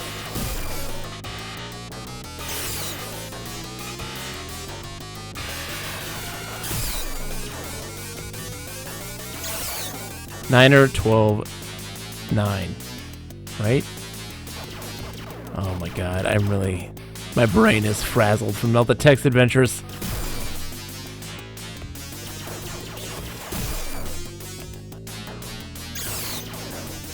That was correct. Okay, good. I believe, Liv.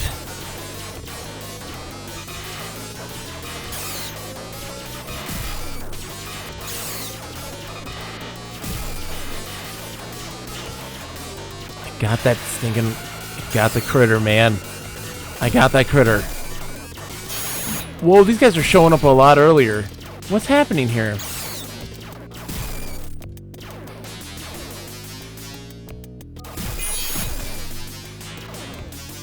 Did it save my spot? Am I actually further in the tubes?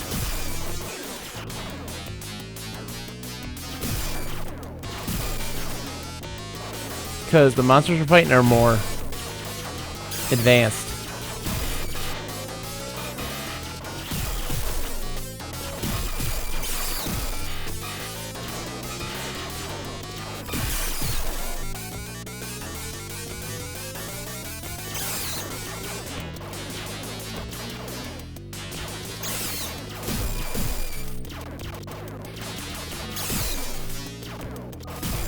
I'm curious to know what the next cutscene's gonna be, because the stuff we were killing is a little past our pay grade.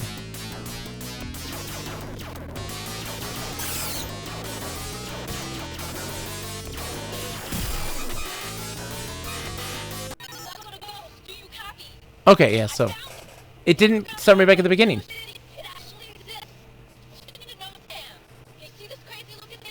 I thought it did.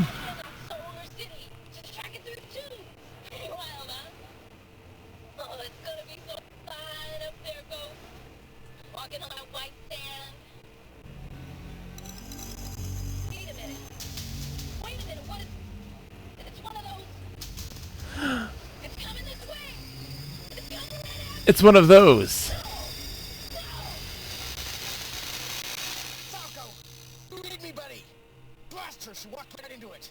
Cats, give me your last known coordinates. Well, she's plumb off the scope, Mr. Ghost. I show critters in their head your way.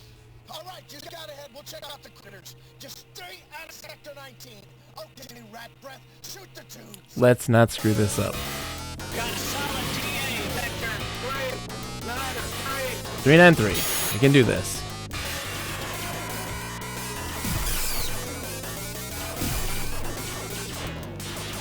Looking for 9.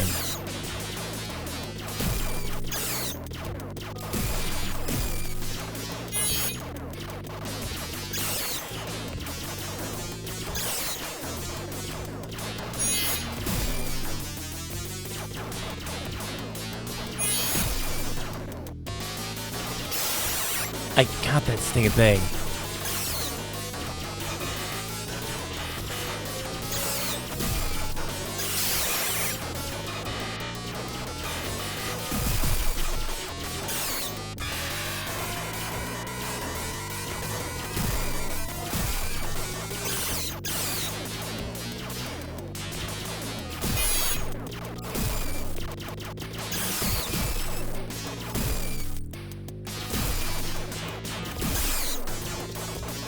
Stupid bats. Ugh. These things are so annoying, these bats.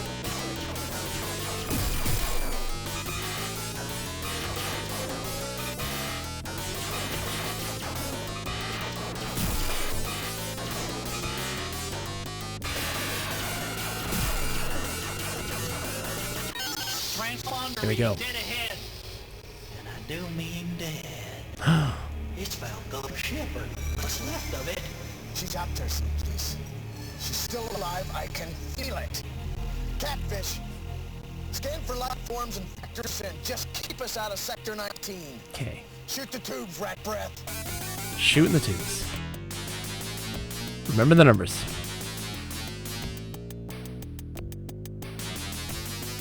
Recharge coming up. Oh, great. Niner, 6. 996.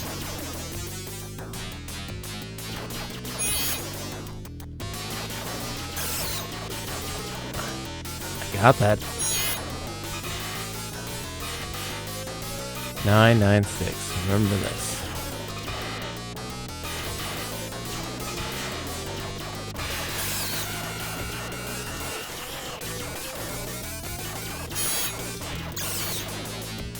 We're looking for 9. Okay, that's us. 6. Ooh, okay. Oh, that was a big guy. Looking for 6.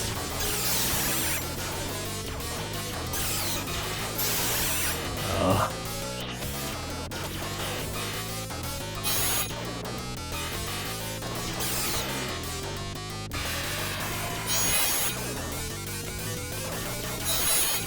There we go.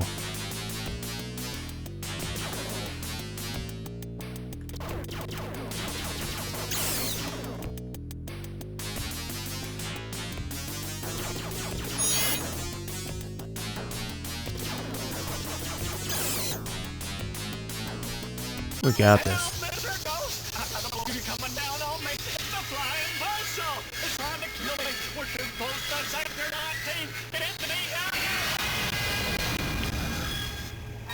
Somebody's got control of the maintenance moles and turned them into killers. Uh-oh. That's what got Falco. I'm back. Look at me, I'm a surf god. Don't listen to that Surf god. smile, slick kid.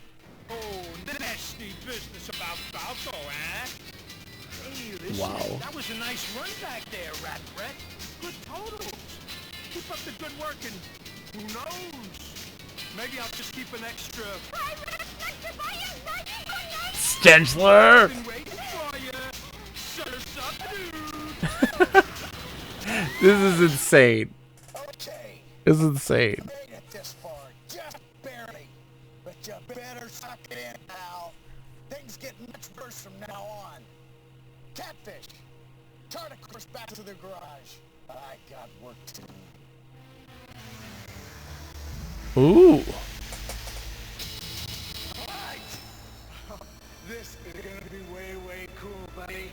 First I rigged up a pair of Thompson superchargers on the Hog Buster coil. We got major boost now, my friend. But this is my baby. I call her sweet little 16. 16 barrels of fun for Mr. Mole and company. Alright, let's get a blown. I wanna try her out. Okay. We go faster, we shoot faster. Okay, here we go. Ready? 3, 2, 1, fire! Whoa! You just took the door out, Ace! I'm flying with an menace to society here. Let's kick some old butt. Exterminator. Yeah, that's your new call sign. Exterminator. Prepare to launch for Sector 19. Turn and burn, Exterminator. I'm Exterminator. I thought it was Ranger. Now look at here, Mr. Ghost. Now why don't we just forget about this solar shit? It's your enemy's mate. Oh. This is the weird thing. It's gonna tell me where I need to go. It says go right. I hit that thing. Recharge is coming up. Left. Thank God. Follow the thing. Going south. Whoa. Okay, there's a lot going on here now. I shot it. You know?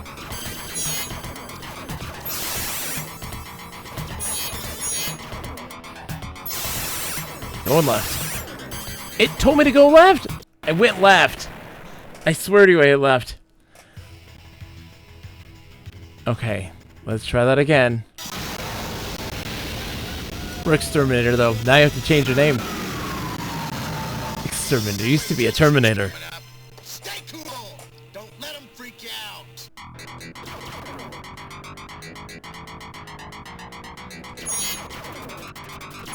Left.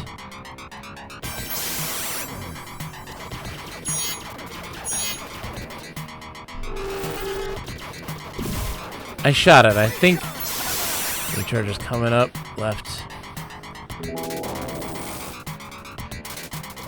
Left. We're almost there. I hope I'm shooting that. I think I am.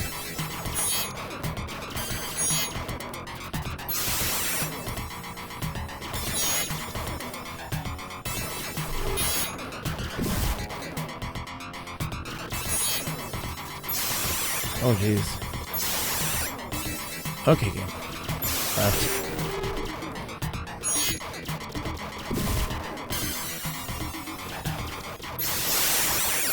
Jeez.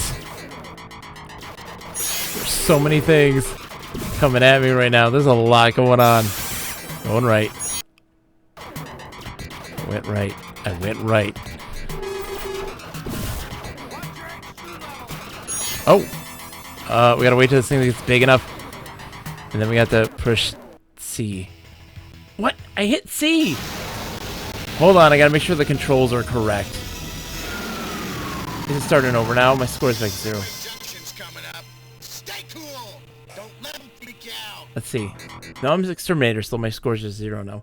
Hold on, I gotta make sure the controls are correct. Because at the thing when it gets red, you have to do a thing. While this game is a pile of turd, I can say it has aged well. It still looks like a pile of turd. I disagree, Steel Arcade. It's great. It's fantastic. Hold on. Sewer Shark Manual. Gotta make sure I get the controls right. So the C button, shoot off a hydrogen flare, only active when your hydrogen gauge is in the red danger. Okay. We just have to make sure we do it at the right time. It's fun. It's fun. I actually very much enjoy this game.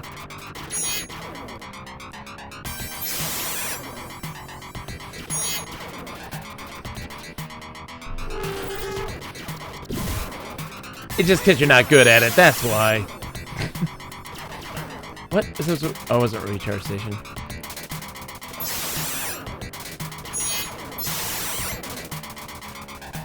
Find the bird. Going up.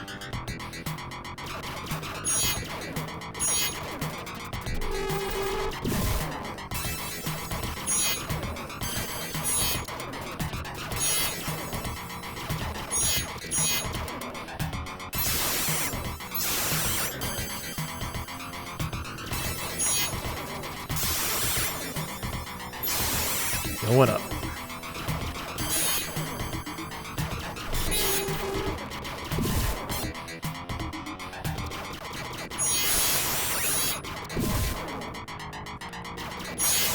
Follow the bird.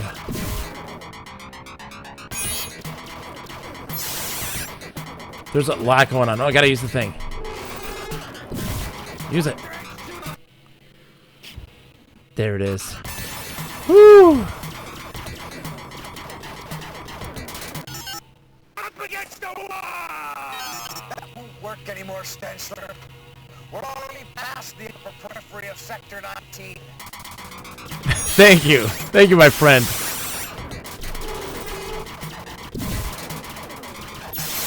We're getting so close to the end here. Follow the bird. Just follow the bird. Oh my gosh, there's so many things coming at me. Aha! A visitor! I propose a toast. We're gonna beat this thing. Falco, soon to be a mindless tool of the Commissioner. I must see to it that she warms to the occasion. Oh, What is that's going on? good. The sun is just right for toasting marshmallows. It's a party. It's too bad you won't be able to come, suckers. There are far worse FMV games for sure. I think my favorite live-action FMV game for the Sega CD was Prize Fighter. For real? Prize Fighter is in the same vein as Supreme Warrior, which is rough. I have to go through them again. I have Prize Fighter. I have Supreme Warrior as well. Supreme Warrior is one of those ones I want to beat at some point.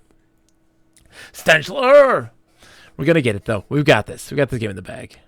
I knew she was still alive. So we can't steer. Big deal.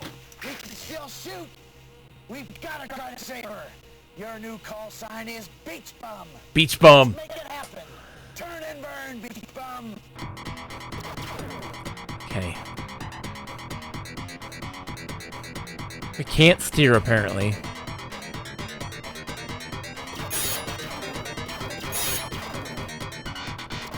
You can totally steer still. What is this nonsense? I shot those things, for the love of God. Recharge is coming up, and it's right. Yes! We need that recharge so bad. Follow the bird. It's going to go up. We're going up.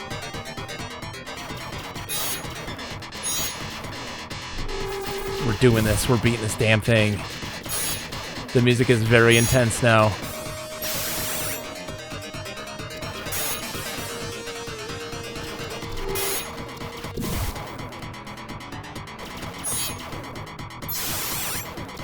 Going up.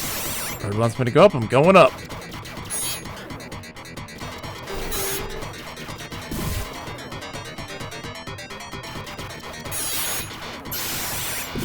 Oh boy. Bird wants me to go down. I'm going down.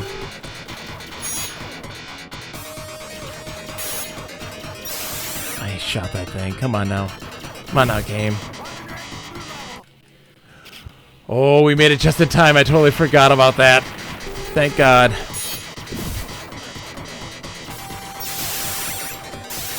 Oh, I shot those things. Shot them, I swear I did.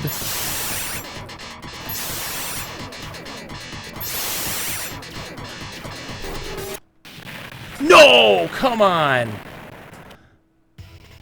Okay. Come on.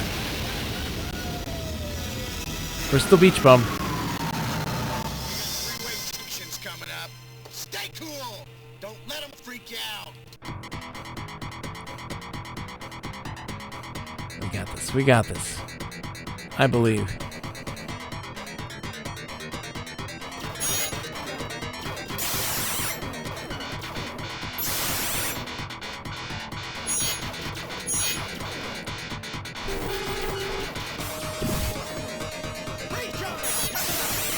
Recharge coming up, right.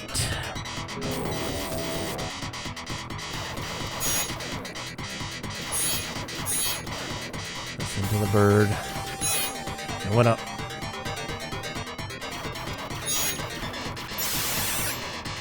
Bang, bang.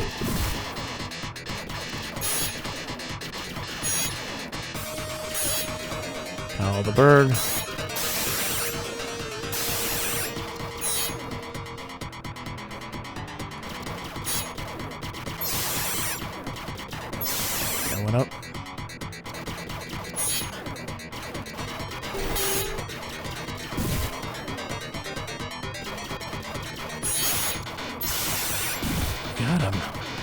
Going down.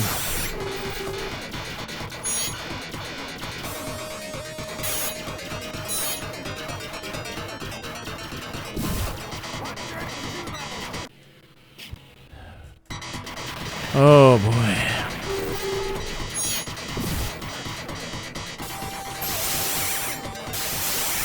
I'm hitting those things, man. I'm hitting those things.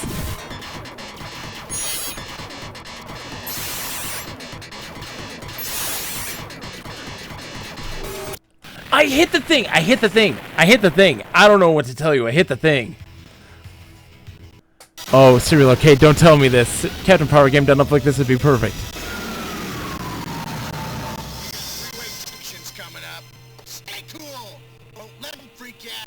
They're so cheesy. They're so over the top. FMV games are magical in some of the best and worst ways possible.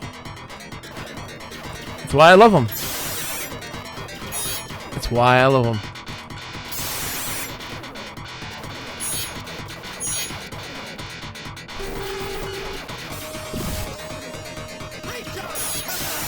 Charge coming up, and it's right.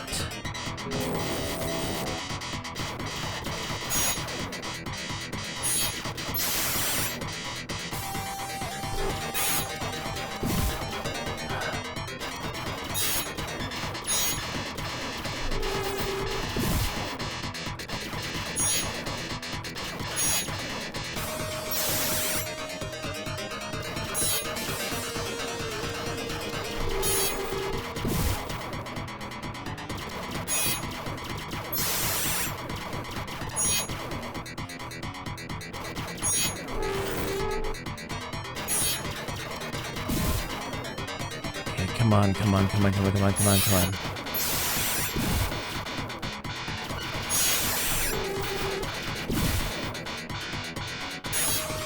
Follow the bird.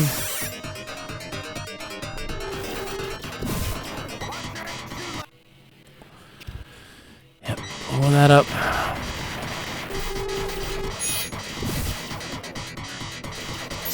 Get to that point where he's gonna pop up. Essentially going to be just up at the top, doing my best to stop this thing from popping up. What the slimmin' jimmin' hell am I supposed to do there?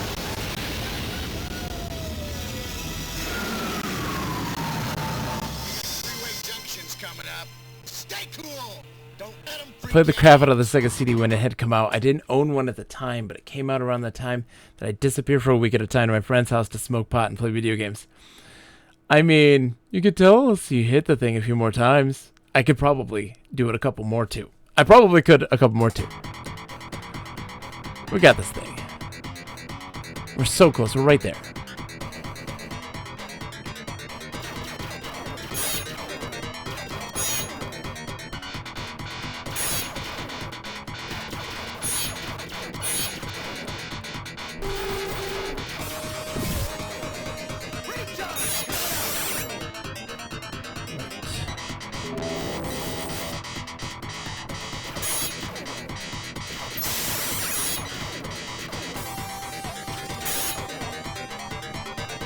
Come on. Come on. We can do this.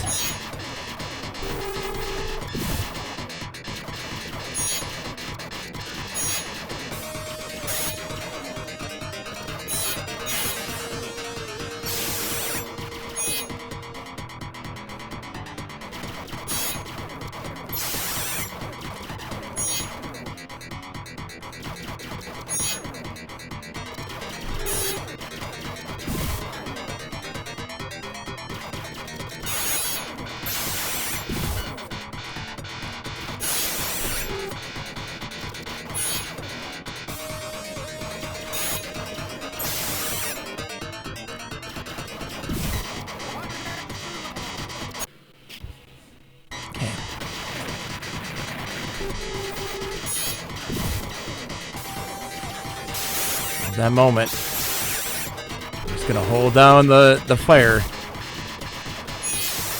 I'm gonna come up from the northern portion.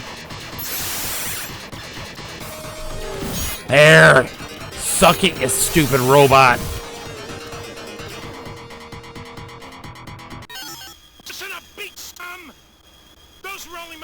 string moles. Strictly preseason guys. I'm sending down my regular season boys now. They call them the chainsaw line. Don't go all to pieces on me now. Okay. Okay. Chainsaw line. Gotcha.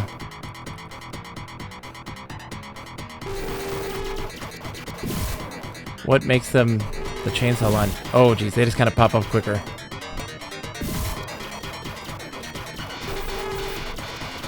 So it's like just these guys now.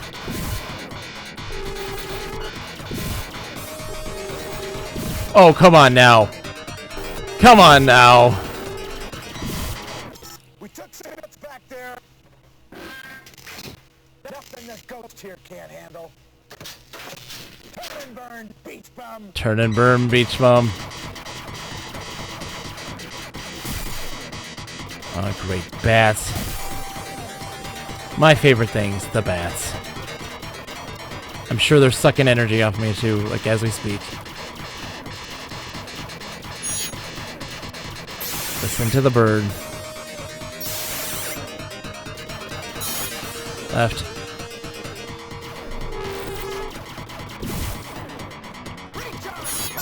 Recharge station, yes. To the right. Thank God. No, don't go right. Son of a bitch! Goodbye. Goodbye, world. It was nice knowing you. It was nice knowing you. Don't go right. What was I thinking?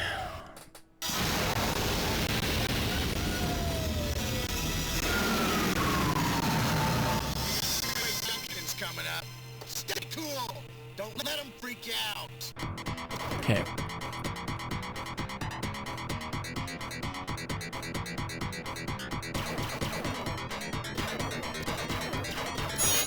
Alright, we gotta do this one all over again.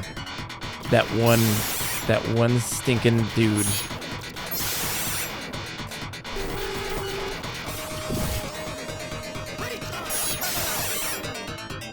Charge to the right. Follow the bird. We're gonna beat this tonight. We're beating it. We're too close.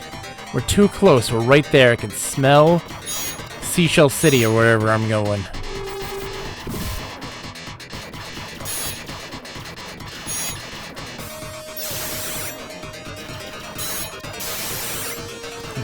I got that thing going.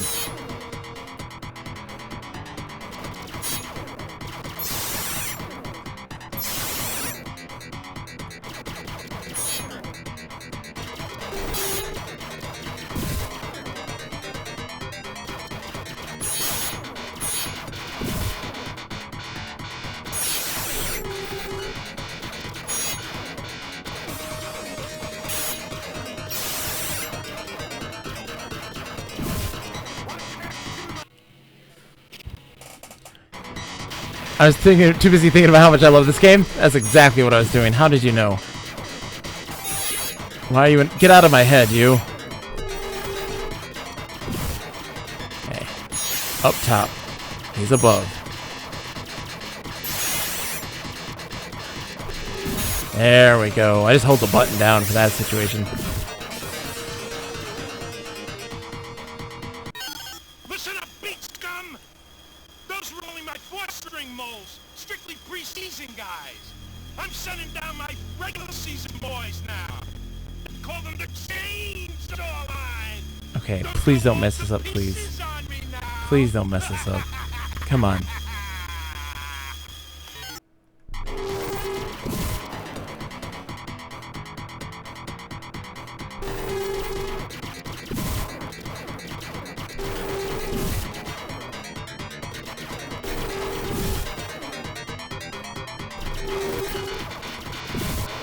Don't mess this up.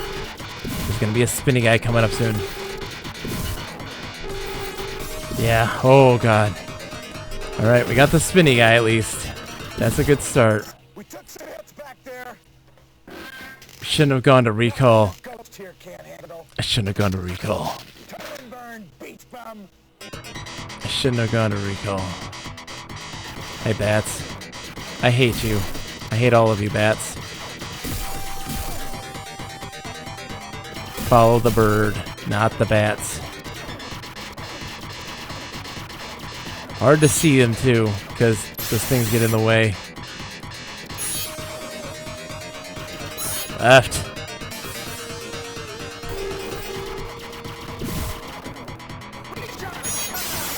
Recharge coming up. Right. Follow the bird. Up.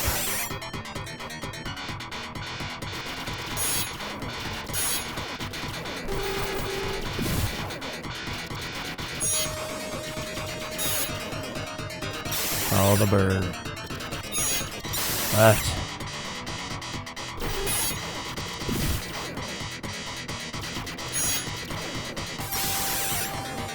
Up.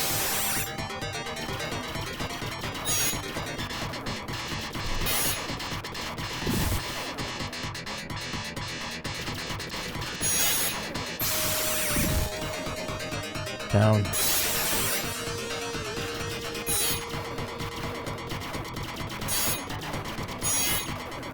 Things are really slowing down this video.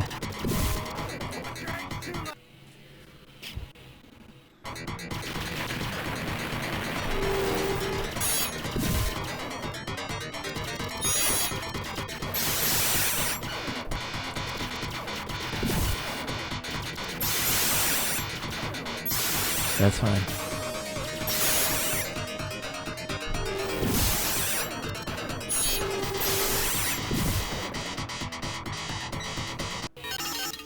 Oh, we're so close.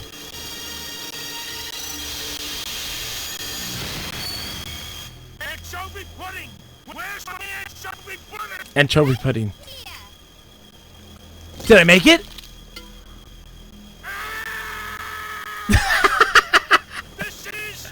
This is... Mutiny! I think you're a mean man! Did I make it? Back! Or my shirt should have your brain for bread! We got Stensler on the rope. Okay, we're not there yet. Go for it, beach bum. Not there yet. We're almost there. Stencher's on the ropes.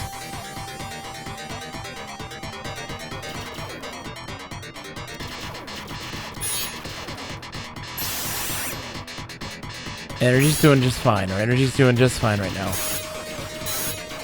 Listen to the bird. Recharge station 2. Okay. Left. I'll take it. We're doing just fine. Just don't get hit by the giant exploding things.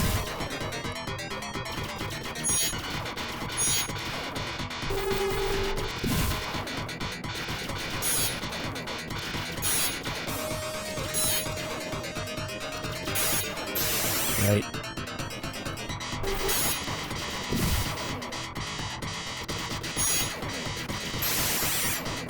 Up. Almost missed that one. Almost missed that one. Holy smokes.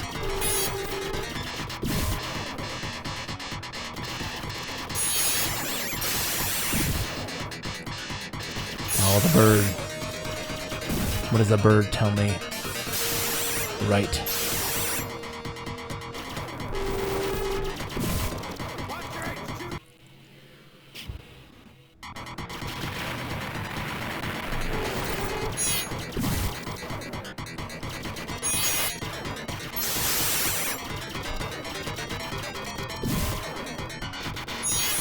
Follow the bird. Follow the bird.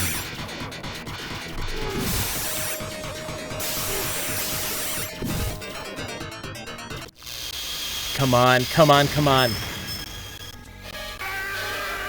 He's lost his mind. Wait, he's just always holding a box and he's just waving it at people. I'm not safe anymore. They're coming to get me. But the Zergs are my last line of defense. The What a Zergs. beautiful concept. Rain-eating fireflies. Rain-eating fireflies. What? I'll pursue it with you. Yes. Bon appetit, my little mind munches. Pity, I'm afraid you won't be much of a meal for them, beach bum. Get ready, beach bum. They're coming, and they're coming fast. Waste them. Waste them. Brain-eating fireflies. Oh god, oh god. Oh god, oh god. What the hell are these?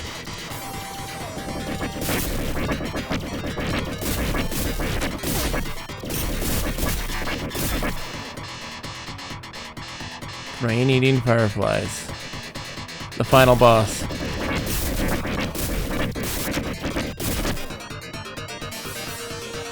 No directions though, I don't have any other directions. I wonder how many hits I can take. Is he just sucking energy? Just sucking energy.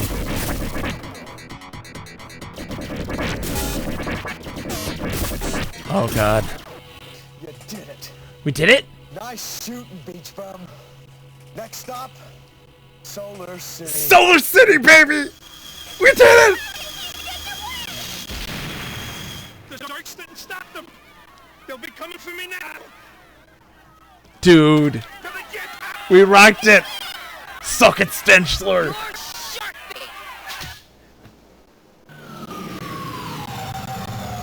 Well, we're almost there, Mr. Ghost. It don't smell bad no I love this. The file cabinet linked to the sewer, which you shoot down by pulling Solar City. the fan. That's real pretty underwear, miss. That robot's getting laid. You made it, beach bum. Gee, you're cute. Oh my.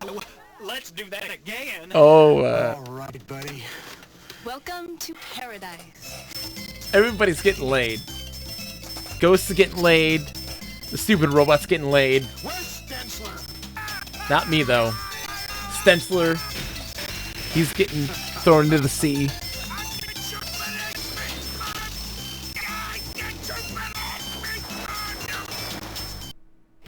And there we have it. That's the end.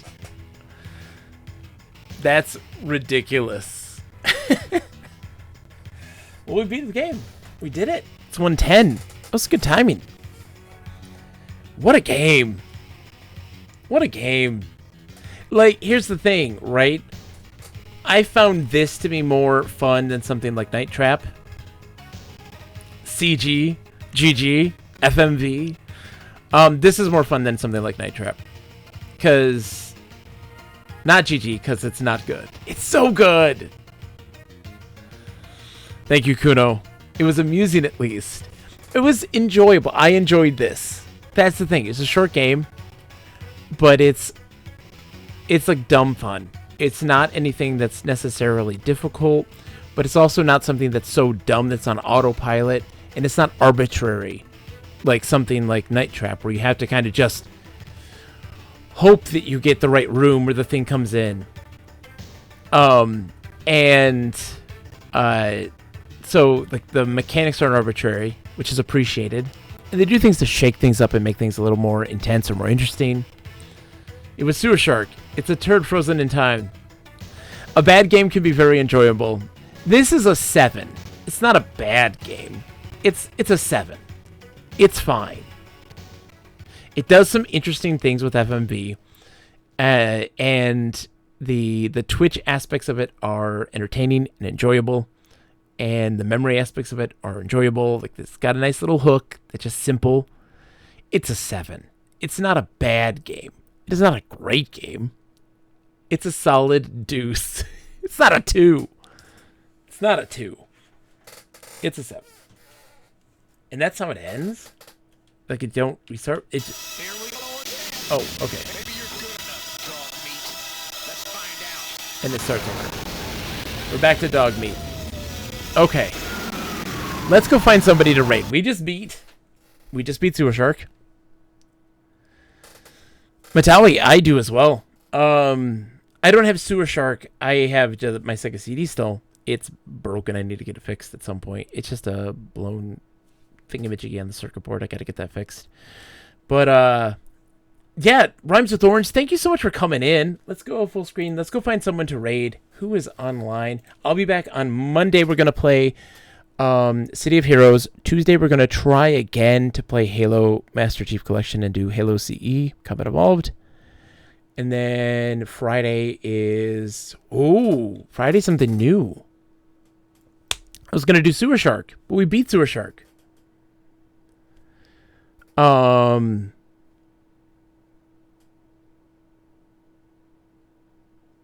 what are we going to play? I might play something, a more modern adventure. Something like Norco is on the list to play. Oh, look at this. Moby Rank gives Sewer Shark... Wow. Sega CD, 20 votes, a score of 2.9. What does the critics say? That's the user reviews. Critics, though, critics give it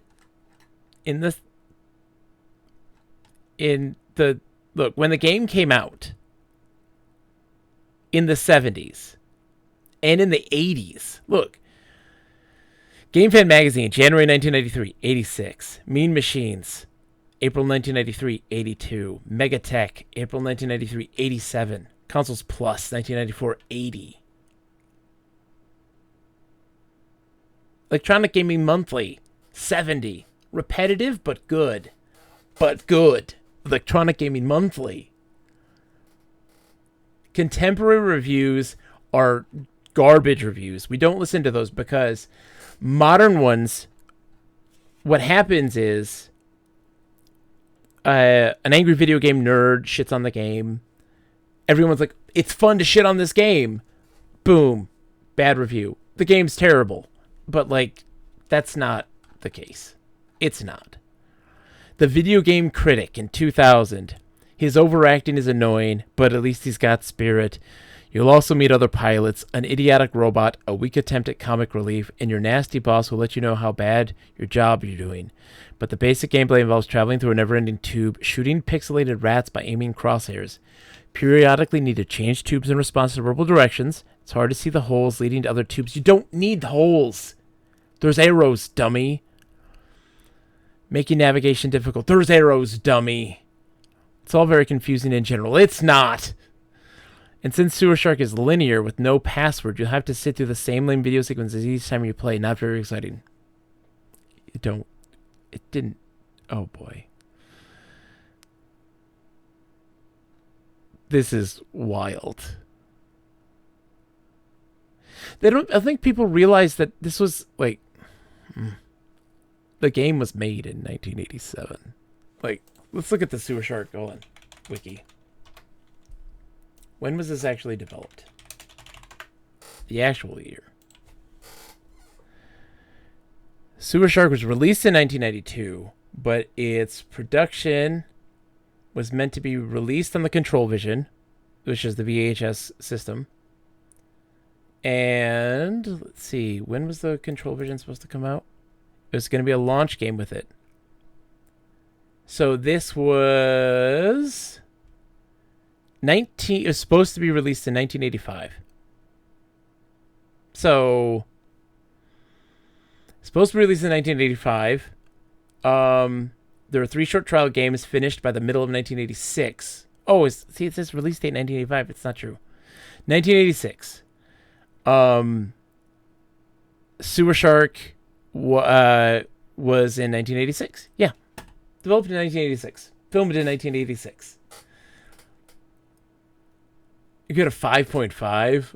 Oh, man.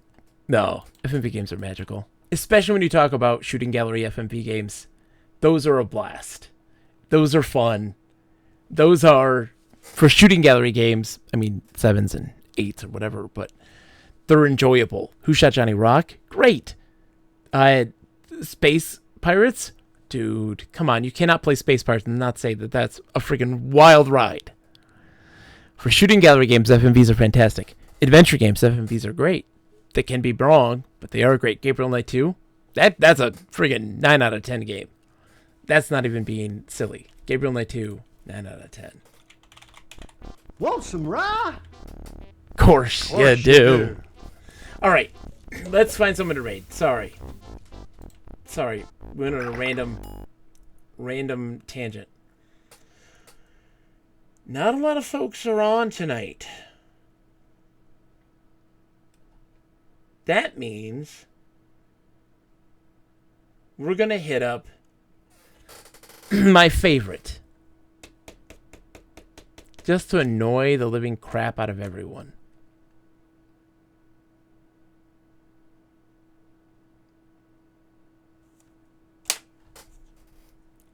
Just to annoy the crap out of everyone. Because I can. My favorite channel on all of Twitch. Life of Piehole. EQ Gates. Sakura knows. Serial Arcade knows. Go into Rivervale in EverQuest. See what Randy Trevor, Corey Haley is doing. I'll be back on Monday, 8 p.m. Eastern. Gonna play City of Heroes. Everyone have a wonderful night. Thank you all for hanging out. Thank you, Hesh, for the donations. Thank you, Sakanako for the donations. Thank you for the raid, Sakanako and Jordy. And everybody, and my good friend Orange there for the follow. I greatly appreciate it.